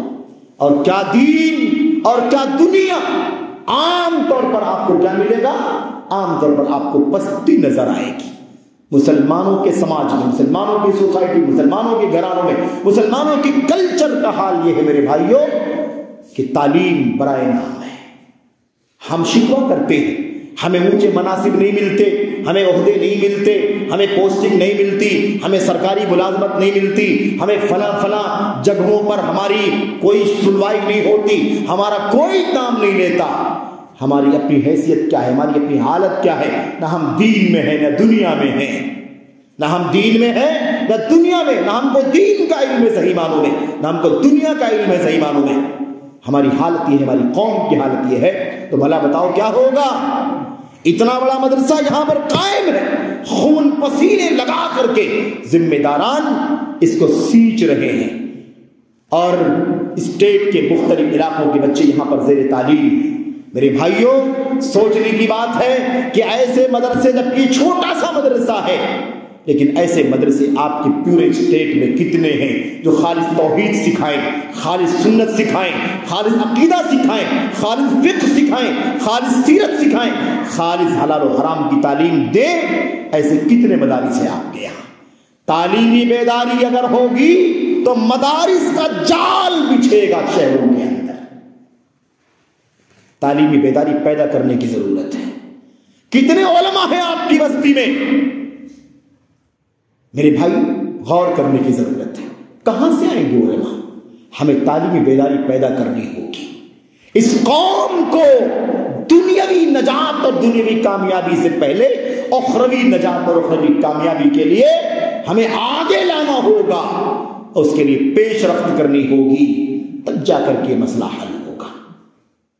ورنہ قوم کی جو حالت ہے وہ آپ کے سامنے سرسری طور پر بیان کر دی گئی، اس کی تفصیلات میں نہیں جانا ہے، مجھے سروے نہیں کرنا ہے کہ مسلمانوں میں لا علمی کا یا تعلیم کے فقدان کا پرسنٹیج کتنا ہے، مجھے نہیں ذکر کرنا ہے، لیکن آپ کو اندازہ لگانے کے لیے اتنا کافی ہے کہ ہماری سماج کا کیا حال ہے۔ میرے بھائیو ایسے مدارس آپ کے اس اسٹیٹ میں کتنے ہونے چاہیے، جہاں پر یہاں 100، وہاں 150، وہاں 200، وہاں 400، یہاں یہ نصاب، یہاں یہ ڈگری، یعنی یہ کلاسیں، فلاں جگہ اگلی کلاسیں، فلاں جگہ اس کے آگے والی کلاسیں۔ اس طرح سے کتنے مدارس ہونے چاہیے، کتنے میرے بھائیوں ادارے ہونے چاہیے جہاں خالص توحید کا، سنت کا درس دیا جاتا ہو۔ اس قوم کو شرک سے، بدعت سے آزاد کرنے کے لیے تعلیمی بیداری پیدا کی جانی کتنی ضروری ہے۔ نبی کریم صلی اللہ علیہ وسلم نے اتنی بے سر و سامانی میں تعلیمی بیداری کے لیے کیسی پیش رفت کی تھی۔ کیا مرد ہیں، کیا خواتین ہیں، اللہ کے نبی صلی اللہ علیہ وسلم نے قوم کو، امت کو یہ مثال دی ہے کہ قوم کو کس طرح سے تعلیمی طور پر بیدار ہونا چاہیے۔ آج مدارس کے فارغین کا اور ان کی شرح کا، تعداد کی شرح اور معیار کی شرح، اس کا اندازہ لگانا ہو تو بالکل چھوٹی سی ایک مثال سے اندازہ لگا لو۔ ایک خطیب کی ضرورت ہو ممبر کے لیے تو ہمیں ویسے ہی ویکینسی نکالنی پڑتی ہے 2 مہینے 4 مہینے 6 مہینے تک فلاں مسجد میں خطیب کی ضرورت. 2 مہینے 4 مہینے کوئی خطیب نہیں ملتا. فلاں ادارے کے اندر مدرس چاہیے, عقیدہ پڑھانے والا چاہیے, عربی زبان اور ادب پڑھانے والا, گرامر پڑھانے والا چاہیے, فقہ پڑھانے والا چاہیے. ہفتے 2 ہفتے نہیں 2 مہینے 4 مہینے میرے بھائیوں یہ ویکینسی گردش کرتی رہتی ہے اور آپ کو جلدی کوئی مدرس نہیں ملتا. آج ہماری یہ حالت ہے, آج ہماری یہ حالت ہے. تو آئندہ 10 سال 20 سال میں کیا حال ہوگا؟ اور ان سے بھی ایک بہت بڑا سوال ہے جو مدارس کے خلاف ہمیشہ اپنی زبانوں کا استعمال, قلم کا استعمال کرتے رہتے ہیں, مدارس کے کردار کو کنڈم کرتے ہیں, مدارس کی ذمہ داران کی حوصلہ شکنی کرتے ہیں. مدارس میں پڑھنے والے طلباء جو توحید اور عقیدہ سے لے کر دین کے تمام علوم کو سیکھتے اور پڑھتے ہیں ان کی حوصلہ شکنی کی جاتی ہے, ان کو گری ہوئی نگاہوں سے دیکھا جاتا ہے. اللہ کے نبی محمد رسول اللہ صلی اللہ علیہ وسلم نے بشارت دی, مرحبا بطالب العلم, طالب علم کو خوش آمدید, خوش آمدید ہے آپ کے لیے. طالب علم ہو, قرآن سیکھنے کے لیے آئے ہو, آؤ. سنت سیکھنے کے لیے آئے ہو, آؤ. ویلکم, آؤ بھگت ہے آپ, استقبال ہے آپ کا. مرحبا بوصیت رسول اللہ, رسول کریم صلی اللہ علیہ وسلم کی وصیت آپ کو مبارک ہو. آپ کے بارے میں نبی نے فرمایا تھا آئندہ قرآن سیکھنے والے طلبہ, سنت سیکھنے والے طلبہ, عقیدہ سیکھنے والے طلبہ, فقہ سیکھنے والے طلبہ, سیرت سیکھنے والے, علوم شریعت سیکھنے والے طلبہ آئیں گے. جب وہ سیکھنے والے آئیں تو ان کا استقبال کرنا, انہیں محبت سے بٹھانا اور ان کی تعلیم کا انتظام کرنا نبی کریم صلی اللہ علیہ وسلم کی بشارت, نبی کریم صلی اللہ علیہ وسلم کی ترغیب ہے. میرے بھائیوں, میرے بزرگوں, تو میں مختصر بات خلاصہ کلام یہ ہے کہ تعلیمی بیداری پیدا کرنے کی ضرورت ہے اور ہم سب کو اپنی اپنی ذمہ داری ادا کرنے کی ضرورت ہے. مال والا مال خرچ کرے اللہ تبارک و تعالیٰ کے دین کے لیے, وقت دینے والا وقت خرچ کرے, ساری صلاحیتیں جس کے پاس جو صلاحیت وہ صلاحیت لگائے. اور یاد رکھو امام عمر بن عبدالعزیز رحمت اللہ علیہ نے کہا تھا, آخری بات ہے, امام عمر بن عبدالعزیز رحمت اللہ علیہ نے, خلیفہ عمر بن عبدالعزیز نے کیا کہا, جسے طاقت ہو کہ وہ عالم بنے وہ عالم بن جائے. من استطاع ان يكون عالما فليكن عالما, جسے عالم بننے کی طاقت ہو, اس کے بس میں ہو کہ پڑھ کر کے سیکھ کر کے عالم بن جائے تو عالم بن جائے, بنے عالم. علماء کی سخت ضرورت ہے قوم کو, جتنا ڈاکٹر کی ضرورت نہیں ہے, انجینئر کی ضرورت نہیں ہے, اس سے کہیں زیادہ دین کے علماء کی ضرورت ہے. کیونکہ ڈاکٹر انجینئر کے نہ ہونے سے ہماری دنیا متاثر ہوگی, ہماری جان جائے گی, جسم مرے گا. لیکن اگر دین کے سچے علماء نہ ہوں گے تو ہماری آخرت ضائع ہو جائے گی, ہماری روح مر جائے گی, ہم بدعقیدہ رہ جائیں گے. اس لیے جسے طاقت ہو عالم بننے کی وہ عالم بنے, اگر طاقت نہ ہو عالم بننے کی تو طالب علم بن جاؤ. کن عالما, عالم بنو. فَإِن لَمْ تَسْتَطِعْ فَكُن مُتَعَلِّمًا, اگر عالم بننے کی طاقت نہ ہو تو سیکھتے رہو, طالب علم بنے رہو, علماء کے ساتھ لگے رہو, سیکھتے رہو سیکھتے رہو سیکھتے رہو, طالب علم بنو. اگر طالب علم بننے کی بھی طاقت نہیں ہے فَأَحِبَّهُمْ, تو ان طلبہ سے محبت کرو, ان علماء سے محبت کرو. کم سے کم علماء طلبہ, اور علماء نہیں بن سکتے طلبہ بن جاؤ, طلبہ نہیں بن سکتے تو علماء طلبہ سے محبت کرنے والے بن جاؤ. اور اگر علماء طلبہ سے محبت کرنے والے بھی نہیں بن سکتے فلا تبغضهم, تو کم سے کم علماء طلبہ سے نفرت کرنے والے نہ بنو. یہ سوچ پیدا ہونی چاہیے, تب جا کر کے سماج میں تعلیمی بیداری پیدا ہوگی. جس کے پاس تھوڑی سی دولت آئی, نہ مساجد کی قیمت ہے, نہ مدارس کی قیمت ہے, نہ علماء کی قیمت ہے, نہ طلبہ کی قیمت ہے. جس کے پاس ڈگری آ گئی پیسے کمانے لگا، بڑی پوسٹوں پر فائز ہو گیا، نہ مدرسے کی قیمت، نہ مسجد کی قیمت، نہ علماء کی قیمت، نہ طلباء کی قیمت، نہ قرآن کی قیمت، نہ سنت کی قیمت، دنیا آ گئی تو سب فراموش۔ میرے بھائیوں کیا ہے یہ؟ اس سے تعلیمی بیداری پیدا ہوگی، پستی ہے پستی۔ تعلیمی بیداری کے لیے مسلمانوں کو اس رویے سے آزاد ہونا ہوگا، اس پستی سے نکل کر، اس ذلت سے نکل کر اس سوچ کو پیدا کرنا ہوگا اور عملی طور پر زندگی میں برتنا ہوگا، تب جا کر کے تعلیمی بیداری پیدا ہوگی۔ اللہ سے دعا کرتے ہیں کہ اللہ تبارک و تعالی ہم سبوں کو اپنی اپنی ذمہ داریاں اپنی اپنی حد تک جو کر سکتے ہیں سب کو اپنی اپنی ذمہ داریاں اس سلسلے میں ادا کرنے کی توفیق عطا فرمائے۔ قوم مسلم کو اللہ تبارک و تعالی دین کے علم سے آشنا ہونے کی توفیق عطا فرمائے۔ اس کے بعد دنیوی علم وہ سیکھنا چاہتے ہیں تو سیکھیں، کوئی حرج کی بات نہیں، لیکن آزاد نہ ہو جائیں۔ اللہ کو اور اپنی حقیقت کو نہ بھولو، اللہ کو اور اپنی حقیقت کو نہ بھولو، اللہ کو یاد رکھو، اپنی حقیقت کو سمجھو کہ میں کون ہوں، میں جمے ہوئے خون سے پیدا ہوا ہوں، اس رب کائنات نے مجھے پیدا کیا ہے، سب سے پہلے مجھے اس کا علم حاصل کرنا چاہیے، وہ کون ہے، اس کا دین کیا ہے، اس کا رسول اور نبی کون ہے، یہ ہماری ذمہ داری ہے۔ اور اس کا سورس کیا ہے، اس کا مرجع کیا ہے، اس کا سرچشمہ کیا ہے، یہ مدرسے ہیں، یہ مدرسے، یہ مکاتب، یہ مسجدیں، یہ اسلامی یونیورسٹیاں اور یہ جامعات اس کا بنیادی سورس ہیں، اور انفرادی طور پر امت کے مقتدر علماء ہیں۔ ان سے ہم کو چاہیے کہ ہم کیا کریں، علم حاصل کریں اور تعلیمی بیداری پیدا کریں۔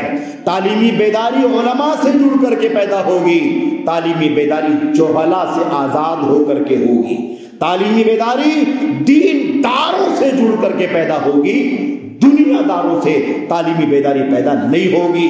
اس لیے سب کو چاہیے کہ اپنی اپنی حیثیت کے مطابق اس مشن کا حصہ بنے اور قوم کے اندر تعلیمی بیداری پیدا کرے۔ مسلمانوں کو اللہ تبارک و تعالی عزت کی شان و شوکت کی زندگی جینے کی توفیق عطا فرمائے، انہیں ذلت سے، پستی سے، مغلوبیت سے، مقہوریت سے اللہ تبارک و تعالی اوپر اٹھنے کی توفیق عطا فرمائے۔ وَأَنْتُمُ الْأَعْلَوْنَ إِن كُنتُم مُؤْمِنِينَ، اگر تم سچ مچ ایمان والے رہو گے تو تم سر بلند رہو گے۔ اللہ تبارک و تعالی ہمیں اس کا نتیجہ، اس کا نچوڑ اور اس کا خلاصہ سمجھنے کی توفیق عطا فرمائے، آمین یا رب العالمین۔ وصلی اللہ وسلم وبارک علی نبینا محمد وعلی آلہ وصحبہ اجمعین۔ السلام علیکم ورحمۃ اللہ وبرکاتہ۔